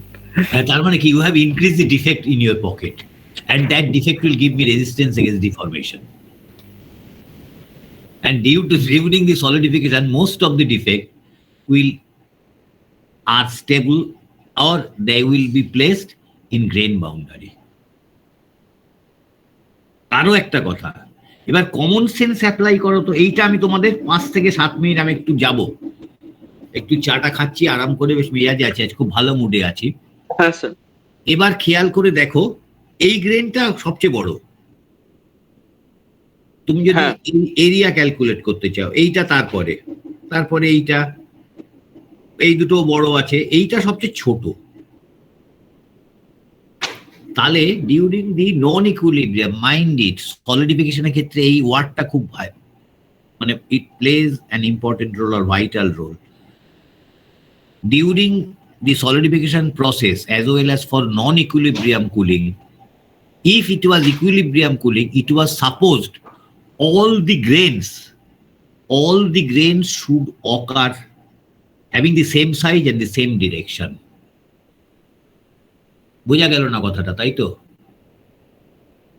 না স্যার, আর গ্রেন তৈরি বা হয় কেন? আরবিআই হ্যাঁ স্যার বলুন। হ্যাঁ, তোমার বাড়ি কোথায়? Sir Salboni sir. তোমার বাবাই আরবিআই তে আছেন তো? হ্যাঁ স্যার। আচ্ছা, তোমাদের কি নিজেদের বাড়ি না ভাড়া বাড়ি? Quarter sir. ও, শালবনী পুরুলিয়ায় না? পুরুলিয়া থেকে অনেকটাই আগে স্যার। আচ্ছা, খড়গপুরের কাছে স্যার। না, কোন ডিস্ট্রিক্টে? স্যার মেদিনীপুর। আচ্ছা আচ্ছা, তোমাদের কি নিজেদের বাড়ি? না স্যার, কোয়ার্টার। ভাড়া কোয়ার্টারে থাকো? হ্যাঁ স্যার, কোম্পানিরই। আচ্ছা, ফ্লোরটা কি করা আছে? টাইলস দেওয়া আছে না মার্বেল দেওয়া আছে? Sir mosaic sir. আচ্ছা, মোজাইক করা আছে। আচ্ছা, মোজাইক গুলো টুকরো টুকরো করা আছে, মাঝখানে গ্লাস দেওয়া থাকে, জানো তো? হ্যাঁ স্যার, ওই গ্রিন কালারের। হ্যাঁ হ্যাঁ হ্যাঁ। এইবার একদম লেয়ার বাই লেয়ার সবকটা সমান আছে, কোনো এদিক ওদিক নেই মোজাইকে। স্যার এইবার ডিউরিং সলিডিফিকেশন কি হওয়া উচিত ছিল জানো? একটা লেয়ার মোজাইক ফ্লোর তৈরি হয়ে গেল, তার উপরে আরেকটা লেয়ার, তার উপরে আরেকটা layer, having the same size. তার মানে স্ট্যাক করা হচ্ছে, one after another, having the same size and same orientation. হ্যাঁ sir. But in real life problem, there is no question of stacking having same size and the same direction. এটার direction এই দিকে, এটার direction এই দিকে, এটার direction এই দিকে, এটার ডিরেকশন এই দিকে। This is happening due to the non-equilibrium cooling. হয়েছে? এইবার একটা ছোট্ট প্রশ্ন করে রেখে আমাকে 5 থেকে 7 মিনিট জল খেয়ে আসি, চা খাওয়ার পর জল খাবো। এইটা সবচেয়ে ছোট, এটা বড়, এটা মিডিয়াম, এটা মোটামুটি, এটার মাঝামাঝি জায়গায়, এরকম different sizes of crystals is occurring due to the solidification process. If strength is considered, whether the large grain, basically this is known as grains, the large grains আমরা প্রেফার করব না স্মল গ্রেনস প্রেফার করব from the angle of strength? From the sir, তার আগে একটা কথা বলুন, মানে গ্রেন গুলো তৈরি হয় কেন? বেসিক্যালি তো ক্রিস্টাল, এই একটা ক্রিস্টাল, এই একটা ক্রিস্টাল, এইগুলো তো ক্রিস্টাল। মানে ও আচ্ছা, এটা মানে সেকশনাল ভিউ এটা, তাই তো? হ্যাঁ, তুমি যখন মাইক্রোস্কোপিক দেখছো, তুমি তো এটা গ্রেন হিসাবে দেখছো। মানে ওই বাউন্ডারি গুলো তাহলে কি এয়ার আছে নাকি? না না না না না না না না, এই বাউন্ডারি গুলোতে কোনো এয়ার নেই। এই একটা গ্রেন, এই একটা গ্রেন, মানে স্যার এক একটা আর কি এক এক রকম ভাবে তৈরি হয়েছে, মানে হ্যাঁ হ্যাঁ হ্যাঁ। কালো লাইন গুলো তাহলে কি, মানে আসলে এই যে কালো লাইন গুলো, দ্যাট বেসিক্যালি কালো লাইন গুলোর নাম হচ্ছে গ্রেন বাউন্ডারি। একটা গ্রেনের সঙ্গে আর একটা গ্রেন তার ওরিয়েন্টেশন, তার সাইজ ডিফারেন্ট, সেই জন্যই। মানে ওটা ভ্যাকিউম কিনা জিজ্ঞেস করছে আমাকে। না না, কোনো ভ্যাকুয়ামের দরকার নেই, কোনো আচ্ছা, এবার কালোটা কেন এসছে? হ্যাঁ সে মানে কার্বন নাকি নাকি আসলে কিন্তু আছে রে। না না, সবসময় তুই কার্বন থাকবে নাকি? ধরো কপার আর নিকেল নিলে সেখানে কোনো কার্বনের প্রশ্ন নেই। আচ্ছা, ধরো কপার নিকেল, ভেতরে লাইট ঢুকছে না বলে এরকম ডার্ক না না লাগছে। না না না, এইটা আমরা পাই কি করে? তুমি যে কোনো একটা অ্যালয় নিলে, সেই অ্যালয়ের একটা টুকরো কাটা হয়, টুকরো কেটে পলিশ করা হয়। এটা তোমাদের যিনি ল্যাব করাবেন আরো ডিটেলে হাতে করবে যাদবপুরে, এটা 3rd ইয়ারে। এইবার কি করা হয়, টুকরো করা হয়, টুকরো করে ফাইন পালিশ করা হয়। পালিশ কেন করা হয়? আমরা মাইক্রোস্কোপের তলায় রাখবো। মাইক্রোস্কোপের তলায় রাখতে গেলে যদি আপ ডাউন থাকে, আপ ডাউনের ভাষাটা আমার বলাটা একদম ভুল হলো টেকনিক্যাল লোক হয়ে। কোন সারফেস রাফ মানে আমরা কিভাবে রিপ্রেজেন্ট করি বলতো? কোন সারফেস আর রাফ বা ওয়েভি আছে আমরা বলি, তাই তো? হ্যাঁ স্যার। হ্যাঁ হ্যাঁ আচ্ছা, বেসিক্যালি আমাদের ভাষায় বলি পিগ ভ্যালি, একটা উঁচু একটা নিচু, ঠিক আছে? কি কি কি কি valley? Peak and valley, peak and peak, ও আচ্ছা, পিক এন্ড ভ্যালি, আচ্ছা আচ্ছা। Peak and valley. Arnendu peak ভেবেছে আমি আচ্ছা আচ্ছা, ঠিক আছে ঠিক আছে, ও হতে পারে, উচ্চারণে আমারও গন্ডগোল হতে পারে, অ্যাকসেপ্ট ইট। হ্যাঁ, এইবার আমরা যখন পলিশ করি, এই স্বর্ণেন্দু দাড়ি কাটো তো। আমার দাড়ি হয় না স্যার। আচ্ছা ঠিক আছে, আমরা ছেলেরা দাড়ি কাটি তো। হ্যাঁ হ্যাঁ আচ্ছা, আমরা একটু খেয়াল করেছো, দাড়ি কাটার পর সে ফিটকিরি দাও আর আফটার শেভই দাও, গালটা একটু চিন চিন করে জ্বালা করে, হ্যাঁ স্যার একটু জ্বালা জ্বালা করে স্যার। কেন বলো তো? স্যার একটু একটু কেটে যায় স্যার, ওইগুলো আমাদের বোধহয় না কাটলো, আজকালকার টুইন ব্লেডে গাল কাটে না, টুইন ব্লেডে কাটার পর ওখানটা ব্লান্ট হয়ে যায় ওই জন্য। দাঁড়িয়ে ওঠে। অটোমেটিক্যালি আমরা আমাদের সেনসিটিভ স্কিনের একটা লেয়ারকে আমরা করোড করিয়ে দিয়েছি, ঠিক আছে? একটা লেয়ার তুলে ফেলেছি, কেটে কিছু করার নেই, ব্লেডটা একটা লেয়ার তুলে দেয়, সেই জন্য তোমার একটা সেন্সেশন হয়। হ্যাঁ আচ্ছা, এইবার আমরা যখন পলিশ করে ফেললাম কমপ্লিটলি, পলিশ করার পর আমরা ওপরে টপ সারফেসটাকে নষ্ট করে ফেলেছি, কেন বলো তো? ওই ঘষা মাজা করতে গিয়ে। এবার আমরা ইনার সারফেসের মাইক্রো স্ট্রাকচারটা দেখতে চাই, মাইক্রো লেভেলে, নট ম্যাক্রো লেভেলে, কিন্তু উপরের সারফেসটা আমরা নষ্ট করে ফেলেছি, তাহলে আমাদের গালটা নষ্ট হয়ে গেছে, কেটে গেছে। এফেক্ট যাতে না হয় আমরা আফটার শেপ বা ফিটকিরি লাগিয়ে দিই। তা এখানে তো আফটার শেপ ফিটকিরি চলবে না, তার কারণ এত বেশি সারফেসটা গ্লসি হয়ে যায় এই ঘষা মাজা করতে করতে with different layers of sand emery paper. তুমি যদি ওটা মাইক্রোস্কোপের তলায় রাখবে, লাইটটা পড়ে আবার ফিরে আসবে, total surface is glossy, you won't be able to see the microstructure. Now we take the help the chemistry. If it is a iron and its alloys, we add nitric acid and alcohol. কোন অ্যালকোহলটা খাই গো? Ethyl. Ethanol. আচ্ছা, আমরা ঠিক আছে, আমরা methyl alcohol আর concentrated nitric acid 3%। আচ্ছা ঠিক আছে, they are well got percent, really thank you, এটাও জানা দরকার, সবকিছুই জানবো। হ্যাঁ, এবার মিশিয়ে আমরা ওইটার উপর একটু লেয়ার মিশিয়ে দিই, আমরা 1 মিনিট মতো ধরে রাখি, so that it will corrode the top surface. তারপর জল দিয়ে ধুয়ে নিই, বেশিক্ষণ রাখি না, করে ড্রাই করে নিই, করে মাইক্রোস্কোপের তলায় এই ছবিটা দেখতে পাই। তাহলে এই সব জায়গায় কি হয়েছে বলতো? rate of corrosion is higher because this is grain boundary. আচ্ছা, সেই জন্যই তুমি যখন মাইক্রোস্কোপের তলায় রাখছো তুমি ডার্ক দেখছো, ওইখানে আলো যাচ্ছে না। হলো স্যার উত্তর? হ্যাঁ স্যার। এইবার তোমরা আমাকে 10 মিনিট সময় দাও, অনেকক্ষণ বকবক করেছে, 1 ঘন্টার উপর হয়ে গেছে, আমি 10টা অবধি টেনে দেবো। হ্যাঁ স্যার। আচ্ছা, এটা ছোট সাইজ, এটা বড় সাইজ, এটা mid size. if strength is considered whether the size of the grains will play an important role or not, or অন্যভাবে তুমি দেখো, তুমি কি বলবে higher the size of the grain higher the strength, or finer the grain higher the strength? যেটাই হোক you have to justify. আমাকে 10টা মিনিট সময় দাও, ঠিক আছে স্যার? হ্যাঁ স্যার ঠিক আছে। আচ্ছা, আমার চশমাটা কোথায় রাখলাম? মা, চশমাটা কোথায় রেখেছি গো? ও, পেয়েছি পেয়েছি পেয়েছি পেয়েছি পেয়েছি। তাহলে আমার একটাই প্রশ্ন, গ্রেন সাইজ ছোট হলে টোটাল স্ট্রেংথ অফ দি মেটেরিয়ালের স্ট্রেংথ বাড়বে, না গ্রেন সাইজ বড় হলে total material strength of the বাড়বে? যাই বলো, you have to justify your answer. ঠিক আছে।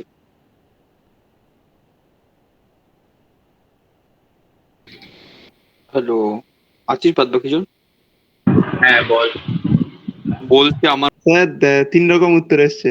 কিরকম শুনি একটু। ছোট, মাঝারি, বড়। আচ্ছা, হ্যাঁ ঠিক স্যার। আছে। অল ও। Possible answer sir. শোনো, একটা থেকে কথা বলছি। যুক্তিগুলো শুনুন। আচ্ছা, এই সাবজেক্টটা না মানে ঠিকঠাক জানতে গেলে তুমি রেডিমেড আনসার কোথাও পাবে না।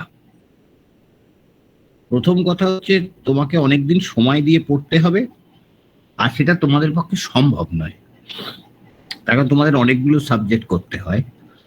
এর সাথে physics, chemistry and engineering and application of your common sense, এই তিনটে মিশে আবার কি এলো, এই তিন মিশিয়ে দেখছি।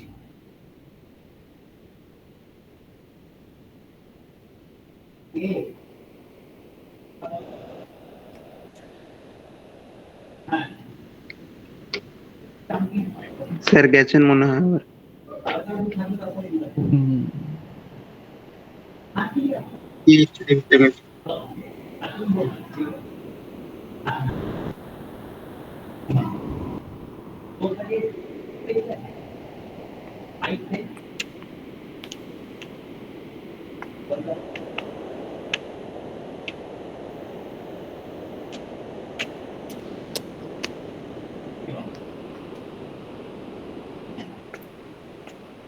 আচ্ছা, তাহলে বৃহস্পতিবার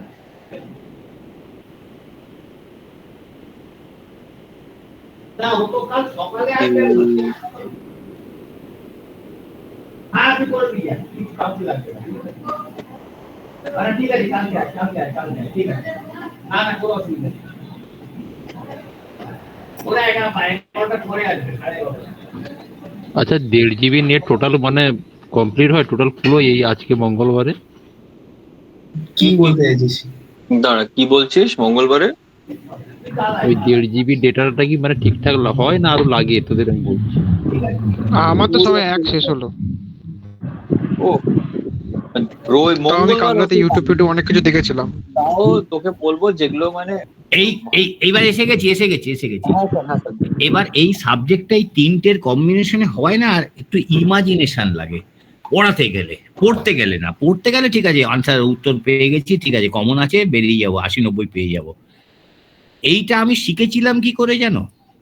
যাদবপুরে মাস্টারমশাইদের একটা বিশাল স্বাধীনতা দেওয়া হয়। তোমাকে 6 মাস সময় দেওয়া হয়, 6 মাস পরে বলা হয় এই সাবজেক্টটা তোমায় নিতে হবে। এবার তুমি কি করে শিখবে তোমার ব্যাপার। তুমি যদি খারাপ পড়াও, আসবে, নোট দেখবে, পড়াবে, এক ধরনের পড়া। তুমি নিজে বুঝে ছাত্রছাত্রীদের বোঝাবে, সেটা একরকম। তুমি নিজে শিখবে, সেটা আর একরকম। আমি শিখেছিলাম, আমি যখন দেখলাম পড়াতে দিল কবে 90 সাল নাগাদ বা 89 সালে বোধহয়, আমি ক্লাস করেছিলাম যাদবপুরে, জানো, with the student to know the subject. আজ সেই মাস্টারমশাই আমাদের মধ্যে নেই। তার কোয়ালিফিকেশনটা একটু বলছি।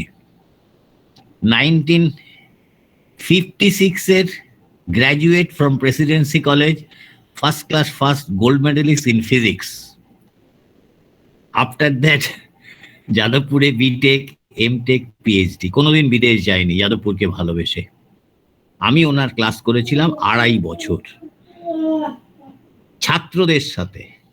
কন্ডিশন ছিল একটা, স্যার আপনি আমাকে কোনো প্রশ্ন করে লজ্জায় ফেলবেন না, আর আমি লিখে রাখবো, যেটা আমার অসুবিধা হবে আমি আপনার ঘরে গিয়ে। 2.5 বছর পর উনি বলেছিলেন, তুই করে বলতেন, গৌতম তোর আর দরকার নেই। যেটুকু শিখেছিস যথেষ্ট শিখেছিস, পেরে যাবি। একটা সাবজেক্ট তোমরাও কিন্তু মনে করো না আমি যেটা বলছি সবটা তোমাদের মাথায় রাখা সম্ভব। হ্যাঁ, যাদবপুরে কিন্তু এই লিবার্টিটা আছে, আমরা অনেক টিচারের ক্লাস করি, মানে সিস্টেমটা যাদবপুরে আছে, ইউ আর অ্যালাউড। শুধু একটু হেডকে আর ওই টিচারকে বলছে স্যার আমি ক্লাসটা করবো। তবে আমি একটাই কন্ডিশন, ডের ছেলের সাথে ঢুকিনি, তার কারণ তারা বড় বাচ্চা।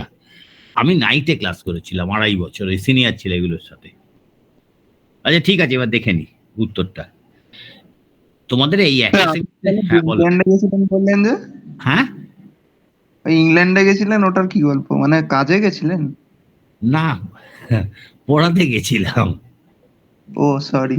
আপনি ইংল্যান্ডের কোনো ইউনিভার্সিটিতে পড়িয়েছেন? লিভারপুল ইউনিভার্সিটিতে পড়িয়েছি। মানে স্যার ওটা ওখানে কত বছর ছিলেন? আর যা হোক ছিলাম, তারপরে চলে গেলাম অস্ট্রেলিয়ায় স্যার, সাদার্ন কুইন্সল্যান্ড। ইংল্যান্ডে পর স্কটল্যান্ডেও পড়েছি, স্কটল্যান্ড ইউনিভার্সিটিতে। ও স্যার আপনার তো মানে আলাদাই স্যার। আলাদাই, হ্যাঁ। কি এই তারপরে স্কটল্যান্ডে, তারপরে পড়লাম তোমার সাদার্ন কুইন্সল্যান্ড ইউনিভার্সিটি। স্যার আপনি টোটাল কতগুলো ইউনিভার্সিটিতে পড়িয়েছেন দেশ বিদেশে? এই 4-5। তারপরে স্যার আপনি জিউতে আছেন স্যার, আমাদের ভাগ্য খুবই হ্যাঁ, ভালো। সেটাই, এটা আমার সেটাই ভাবছিলাম এক্ষুনি। এইবার আমি একটা কথা বলছি, তারপর চলে গেলাম আমেরিকায়, ফ্লোরিডা ইনস্টিটিউট অফ টেকনোলজি। আমরা গালান্ডারে পড়ছি। না শোনো একটা কথা শোনো, এই তোমরা এবং যাদবপুর বিশ্ববিদ্যালয় আমায় যা দিয়েছো, আমি রোজ যাদবপুরে কিন্তু গেটে প্রণাম করে ঢুকি, প্রণাম করে বেরোই। ইট is not my university, rather it's a temple to me. Jadavpur অনেক দিয়েছে, প্রাণ ভরে দিয়েছে। আপনি যাদবপুরেই পড়তেন? ঠিক আছে, যেখানেই পড়ছি। নাকি স্যার তো এক্ষুনি বলেন বিটেক এমটেক পিএইচডি সমস্ত যাদবপুর থেকে। শুনিনি তো। না, সেটা আমি ডক্টর কে এন চক্রবর্তী, উনি। স্যার আপনিও তো স্যার বিটেক এমটেক এখান থেকেই করেছেন, মানে আমাকে। ঠিক আছে, যেখান থেকেই করি না কেন, যাদবপুর আমার কাছে একদম মন্দিরের মতন। and it will remain till my last breath in this world. এবং যারা আমাদের পড়িয়েছেন প্রেসিডেন্সিতে 1956 এর গ্র্যাজুয়েট গোল্ড মেডেলিস্ট, সে যদি বিদেশ যেতে চাইতো 1000 বার বিদেশ যেতে পারত, কিন্তু তারা কোনোদিন বিদেশ যায়নি। এবং ইউনিভার্সিটিতে কোনো মাস্টারমশাইয়ের গাড়ি ছিল না, মানে স্যালারি এত পুয়ার ছিল। আমি তো গাড়ি চড়ছি। They have sacrificed their whole life for the Jadavpur, starting from Dr. Triguna Sen. তিনি ইউনিভার্সিটিকে দাঁড় করিয়েছেন। আমাদের দায়িত্ব একটাই, তোমাদের এই university to afford the prestige of Jadavpur, not in India, rather in every country all over the world. ফ্লোরিডায় গেলাম, হঠাৎ দেখি, আমি আর প্রদীপবাবু গেছিলাম, প্রদীপবাবু রিটায়ার করেছেন বছর 2 আগে, তোমরা দেখোনি। হঠাৎ প্রদীপদা মিত্র টাইটেল, এ বেটা কায়স্থ। দেখি বাঙালি তো, বাংলা তো, তুমি কি যে বলো, মিত্র হলে কি? আমি বললাম আরে প্রদীপদা, মিত্র হলে অন্তত ইংল্যান্ডবাসী নয়, আমেরিকাবাসী নয়, বঙ্গ সন্তান, চলুন না। ঢুকি দরজায় ধাক্কা মেরে। আমি দরজায় নক করেছি, কামিন, ওখানকার ইংরেজিতে। দরজা খুলে ঢুকেছি, হঠাৎ দাঁড়িয়ে বললো, স্যার আপনি? আমারই ছাত্র মেকানিক্যালে, যতদিন ছিলাম ও একটা আমাদের কার্ড দিয়ে দিয়েছিল, মানে ওই ডিনার্স ক্লাবে ওই দুপুরবেলায় যখন খেতে যেতাম, ওই কার্ডে 2 জন ঢোকা যায়, এবং ভেতরে ঢোকার পর তুমি যা ইচ্ছে খেতে পারো।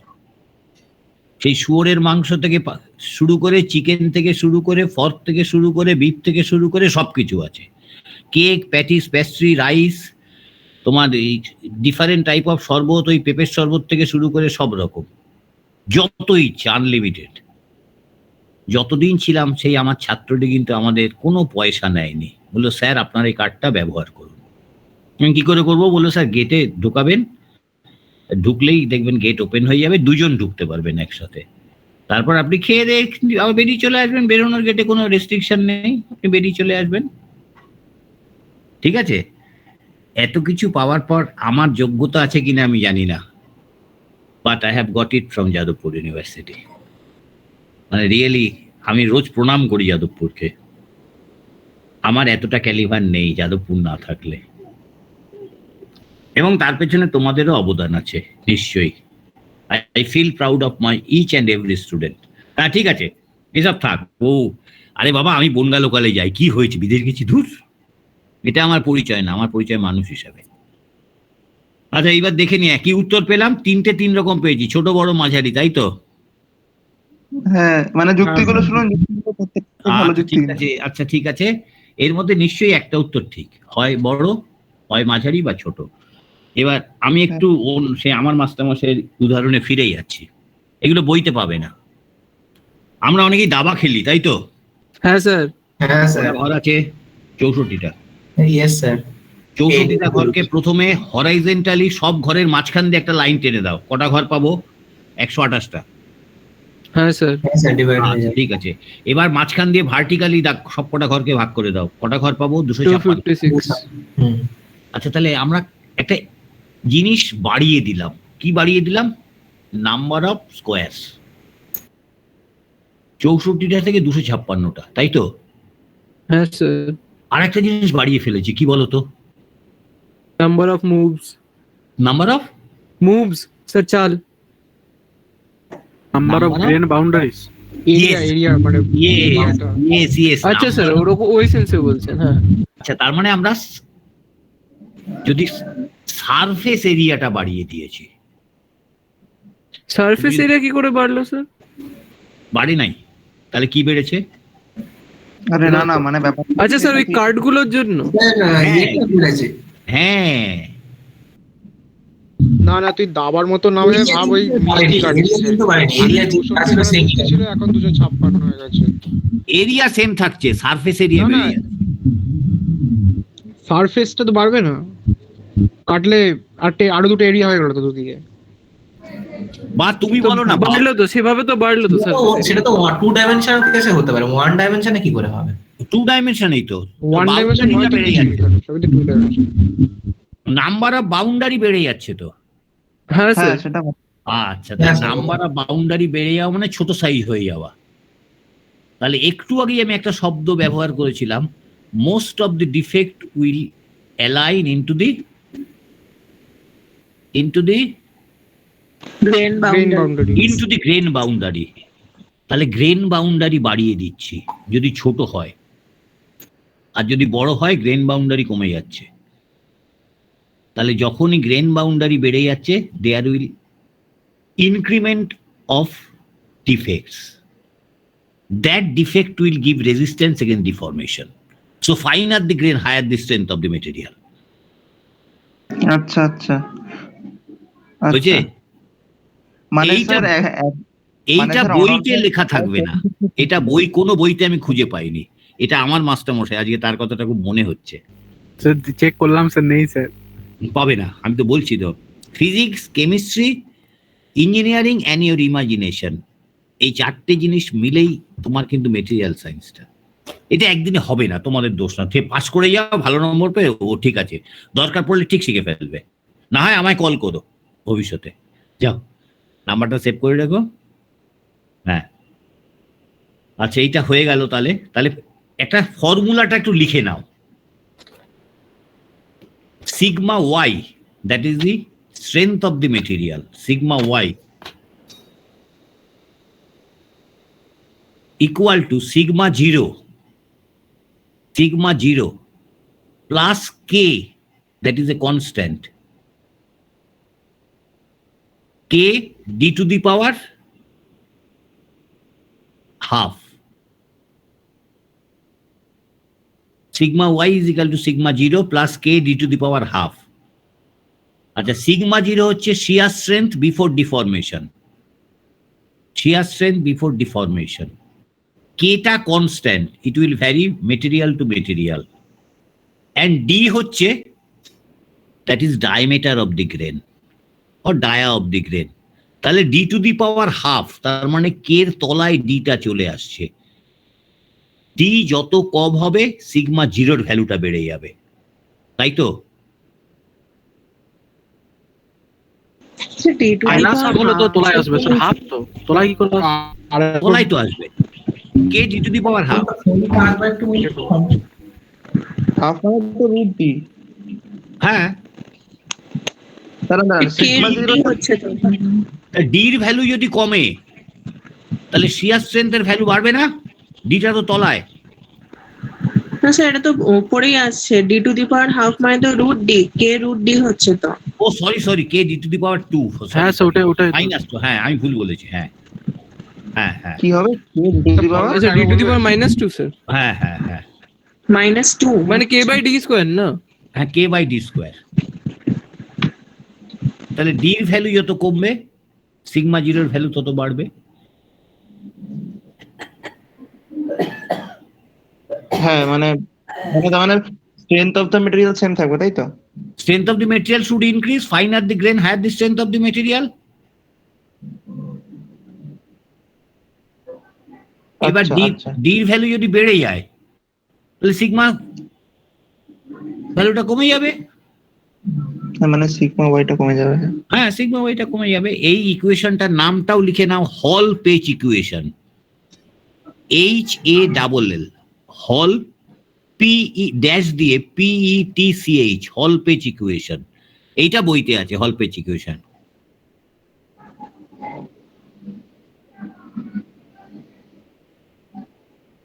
হয়েছে?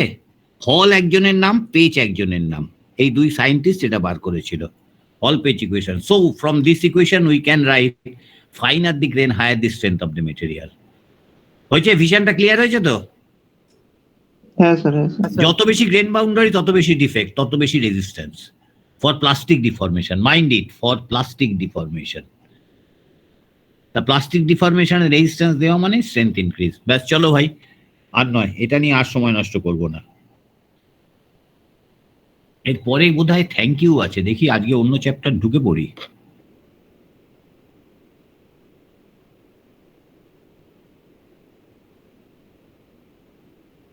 আমাদের একটা চ্যাপ্টার শেষ হলো তাহলে।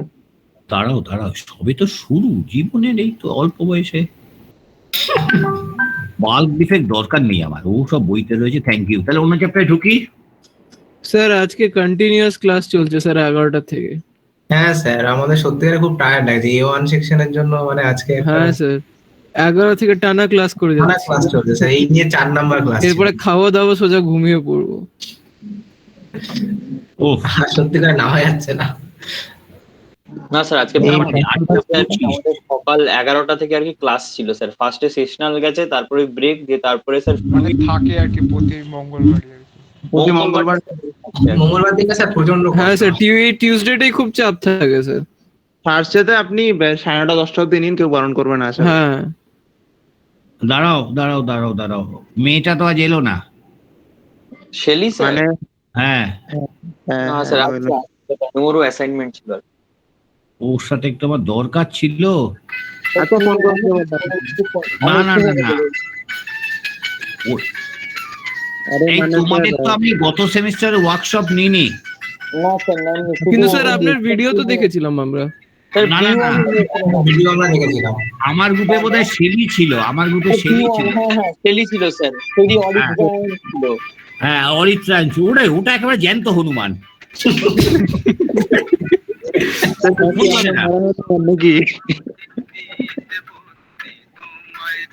আচ্ছা ঠিক আছে, আমরা পরের দিন কবে? বৃহস্পতিবার?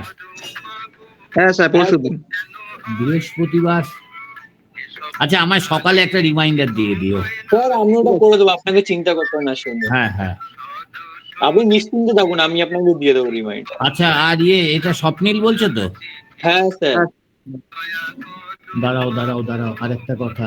আচ্ছা তোমাদের যদি অসুবিধে না থাকে রোববারটা আমি ফাঁকা রাখছি, কারণ কালকে আমি ইউনিভার্সিটি যাব, শুক্রবার ইউনিভার্সিটি যাব, বৃহস্পতিবার আরেকটা জায়গায় যাব ব্যক্তিগত দরকারে, আর শনিবার আমার অন্য একটা ক্লাস আছে অন্য কলেজে। এই স্বপ্নিল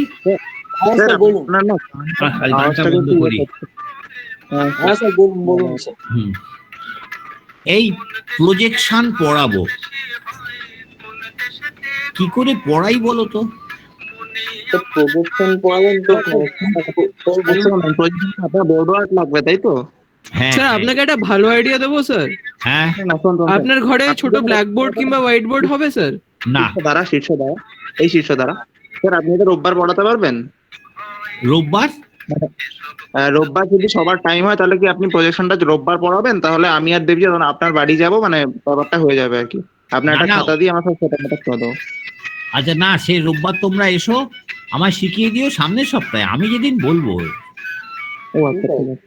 এটা সরকারি কলেজ, আমি সরকার ছাড়া কোথাও যাই না স্যার। না না, সেটা বলছি না আমি। আপনি হ্যাঁ, কিভাবে পড়াবেন বলছেন তো, মানে আপনার কি বোর্ড ওয়ার্ক করতে লাগবে সেটা একটা প্রবলেম, তাই তো? হ্যাঁ, এই যে, হ্যাঁ, তুমি ওই যে একটা পেন্সিল টেনে আনলে, এটা আমায় একটু শিখিয়ে দিয়ে। হ্যাঁ ওটাই এইটা স্যার, স্যার ওটা টেনে আনলেও স্যার আপনি একদিনে শিখতে পারবেন না, ওটা মানে হাতের অনেক কন্ট্রোল চাই স্যার। আপনি যেটা করতে পারেন সেটা হচ্ছে মানে ওখানে একটা ব্যাপার থাকে, আপনি যদি মোবাইল থেকে জয়েন করেন বা ধরুন এটা কদিনের ব্যাপার, মানে কন্টিনিউয়াস বেশ কয়েকদিন করতে হবে নাকি একদিনে করলেই মোটামুটি হয়ে যাবে? না, না, আইসোমেট্রিক পড়াবো। স্যার আপনি কি এর মধ্যে করতে পারেন, পেন দিয়ে খাতার মধ্যে লিখে। হ্যাঁ, আইসোমেট্রিক পড়াতে হবে, অর্থোগ্রাফিক প্রজেকশন পড়াতে হবে, তারপর তোমাদের সারফেস ডেভেলপমেন্ট করিয়েছে। হ্যাঁ স্যার করেছি ছোটবেলা। সারফেস ডেভেলপমেন্ট পড়াতে হবে, ডেজিও পড়াতে হবে। সার্ফেস ডেভেলপমেন্ট আমরা করে দিই স্যার। স্যার আমরা সার্ভিস ডেভেলপমেন্ট পড়েছি একটু আধটু। পড়াবেন, একবার পড়াবেন। হ্যাঁ আপনি পড়াবেন অবশ্যই, সেটা বেটার হয়। শুনুন স্যার, তাহলে একটা জিনিস হতে পারে স্যার, রোববার দিন ইউনিভার্সিটি খোলা থাকে? না, স্যার আপনি একটা কাজ করতে পারেন স্যার, আমরা যদি কেউ স্ক্রিন শেয়ার করে ছবিগুলো এঁকে দিই পেন ট্যাবে, মানে যারা আঁকতে পারবে তাহলেও তো হবে, আপনি তো বলে গেলেই হবে, না হবে না? নাহলে স্যার আমি একটা ভালো আইডিয়া দিচ্ছি স্যার, আপনি ফোন থেকে জয়েন করে খাতাতেই করুন, আর ফোনটাকে ওই বর্ণেন্দু কিংবা দেবজিৎ গিয়ে একটা ওই মাউন্ট টাইপের কিছু স্যারকে করে দিয়ে যেখান থেকে ওটা প্রজেক্ট করে আমাদেরকে দেখাতে পারবেন স্যারের মতো একটু। না, এবার একটা গন্ডগোল আছে বাবা। যাদবপুরের মাস্টারমশাই সরকারি কলেজে পড়াচ্ছে, তার একটা ইম্প্যাক্ট আছে। একজন এখানে এতগুলো ছাত্র আছে এই ক্লাসে, একই সাবজেক্ট আমি যেভাবে বলি না কেন একজন এক এক রকম ভাবে বোঝে। আমার দায়িত্ব হচ্ছে একটা সবকটাকে একটা প্ল্যাটফর্মে আনা, অন অ্যান অ্যাভারেজ লাইন। আচ্ছা, তার মতন করি। সেটা আমি কি করে ট্রান্সফার করবো? আমার নলেজটা এগুলো সামনে না থাকলে হয়, ছেলেদের বোর্ডে না ডাকলে হয়। হ্যাঁ স্যার, সেটা তো অবশ্যই। আমরা ভেবে আপনাকে বলছি আর কি। হ্যাঁ, আপনি জাস্ট আমাদের রিকোয়ারমেন্টটা বলুন, আপনার কি দরকার, আমরা বাদ বাকিটা ভেবে নিচ্ছি। বাদ বাকিটা হয়ে যাবে। ধরো orthographic plane first quadrant, second quadrant, third quadrant, fourth কোয়াড্র্যান্টে আছে। আমরা ড্রয়িংটা ফার্স্ট এন্ড থার্ড কোয়াড্র্যান্টে রেখে করি। এইবার আমি কোনো একটা অবজেক্ট, ধরো রেক্ট্যাঙ্গুলার প্যারালেলোপিপেড, অথবা একটা কনিক সেকশন, অথবা একটা স্কোয়ার, অথবা একটা পিরামিড। পিরামিডটা দু রকম হতে পারে, স্কোয়ার বেস পিরামিড হতে পারে, ট্রায়াঙ্গুলার বেস পিরামিড হতে পারে। এইগুলো আমি সব কটাকে ফার্স্ট কোয়াড্র্যান্টে রেখে ফ্রন্ট ভিউ, টপ ভিউ এঁকে ফেললাম। থার্ড কোয়াড্র্যান্টে রেখে ফ্রন্ট ভিউ, টপ ভিউ এঁকে ফেললাম। এবার সেই অবজেক্টটাকেই আমি সেকেন্ড কোয়াড্র্যান্টে রাখবো, ফোর্থ কোয়াড্র্যান্টে রাখবো। ওভারল্যাপ করবে, ওভারল্যাপ প্লেনটাকে আমি 180 ঘুরিয়ে দেবো। ঘুরিয়ে দেখাবো যে দেখো একটা প্লেন একটা প্লেনের উপর ওভারল্যাপ করছে বলে ছবিটা ফ্রন্ট ভিউ, টপ ভিউ একটার উপর একটা আসছে। So drawing is not possible keeping the object either in second quadrant or fourth quadrant. গোলাপানরা বুঝবে কি করে? তারা তো নতুন বাঁচতে। আর স্যার আমি আপনার বুঝতে পেরেছি সমস্যাটা, আমি আপনাকে করে দেবো, ঠিক আছে? ওটা আমি আর স্বর্ণেন্দু বা বাদ বাকি যারা যাবে আপনার বাড়ি রবিবার তাদেরকে আমি বলে দিচ্ছি। এবার ধরো একটা ট্রায়াঙ্গুলার পিরামিড, এবার ওরা কোয়াড্র্যান্টটা বুঝে গেল। ট্রায়াঙ্গুলার পিরামিডটা আমি 3 ভাবে ছবি আঁকতে পারি। একটা হচ্ছে 3টে এইচ পাবো, একটা এইচ কে চোখের সামনে রাখবো। আবার একটা হতে পারে ঘুরিয়ে দিলাম, একটা ট্রায়াঙ্গুলার প্লেনকে চোখের সামনে রাখবো। আর একটা হতে পারে একটা প্লেনকে একটু ঘুরিয়ে দেবো যাতে একটা এজ ডান দিক থেকে দেখা যায়। এইভাবে রোটেট না করালে, এবার কোনো সময় অ্যাক্সিসটা রাখবো parallel to vertical plane, incline to horizontal plane, আবার রাখবো parallel to horizontal plane but incline to vertical plane. এইভাবে অবজেক্ট না নিয়ে বুঝালে কি ফার্স্ট ইয়ারের ছেলেমেয়েরা বুঝতে পারে? বুঝতে পারছি এইটাই আমার সমস্যা হয়েছে এই অনলাইন। রবিবার তো আমি স্যার ওটা ব্যবস্থা একটু একটু আইডিয়া এসছে মাথায় কি করতে হবে। হ্যাঁ আমি আপনাকে আরেকবার কল করে জানবো আপনার কি কি রিকোয়ারমেন্ট, সেই অনুযায়ী আমি বাদ বাকি যারা যাবে তাদের সাথে কথা বলে নেবো, আপনাকে নিয়ে আর চিন্তা করতে হবে না। মানে স্যার এটা নিয়ে হবে না, এটা কোনো অসুবিধাই হবে না। ইউনিভার্সিটি থেকে আমায় একটা কালো বোর্ড দিয়েছে কি সব ল্যাচ ফ্যাচ লাগাতে হয়। হ্যাঁ স্যার আচ্ছা, পেন ট্যাব হবে ঠিক আছে স্যার, ওটাও ভালো পেয়েছে। তাহলে তো ওইটা- হয়ে যাবে, বেরিয়ে যাবে কাজ পুরো ওইটা নেমে হয়ে যাবে। যাবে, তাই তো? হ্যাঁ স্যার, ওটাই আঁকা খুব চাপ ভাই, ওটা না না স্যার বিক্রমের কথা শুনবেন না স্যার, সিম্পল একদম আঁকা। স্যার ক্লাস কি শেষ? হ্যাঁ ক্লাস শেষ, হ্যাঁ হ্যাঁ। স্যার ওটা নিয়ে চিন্তা করতে হবে না, আমি একটা ব্যবস্থা করবো, ঠিক আছে? আচ্ছা ঠিক আছে, ওটাতে একদম সুন্দর হয়ে যাবে স্যার আপনার লেখা। আচ্ছা পেন ঠিক আছে, ট্যাব হোক কি মাসুল মডেলে হোক, আমি আপনার ব্যবস্থা করে দেবো, ঠিক বাহ, আছে? ঠিক আছে ঠিক আছে ঠিক আছে ঠিক আছে, ওটা আমি করে দেবো, চিন্তা করতে হবে না। ঠিক আছে ভালো থেকো। হ্যাঁ হ্যাঁ হ্যাঁ। হ্যাঁ স্যার, হ্যাঁ স্যার, আর রোববার আসবে, কোনো আপাতত অসুবিধা নেই। হ্যাঁ হ্যাঁ স্যার, ঠিক আছে ঠিক আছে, চিন্তা করতে হবে না। একদম ঠিক সকাল আছে। সকাল গিয়ে হামলা করবো আপনার বাড়িতে। হ্যাঁ না না, মা আছেন, স্ত্রী আছে, কেন কিচ্ছু করতে হবে না। হ্যাঁ, বলছি মানে হামলা করো, কোনো আপত্তি নেই। কত হামলা হ্যাঁ। অ্যাটাক করবে? স্যার। আচ্ছা ঠিক আছে, অ্যাটাক করো, আমি ready to receive the attack. হ্যাঁ হ্যাঁ স্যার, আপনার চিন্তা রবিবার আমরা সব বুঝিয়ে দেবো আপনাকে, ঠিক আছে? আচ্ছা ওটা- ঠিক আছে ঠিক আছে ঠিক সব আছে, নেমে যাবে, মানে সব ঠিকঠাক হয়ে যাবে। ঠিক আছে। হ্যাঁ, হ্যাঁ হ্যাঁ হ্যাঁ, ঠিক আছে, ঠিক আছে। হ্যাঁ ঠিক আছে, তোমরা লিভ করো, আমিও লিভ করবো। হ্যাঁ sir, thank thank you sir. হ্যাঁ ভালো থেকো। Sir, leave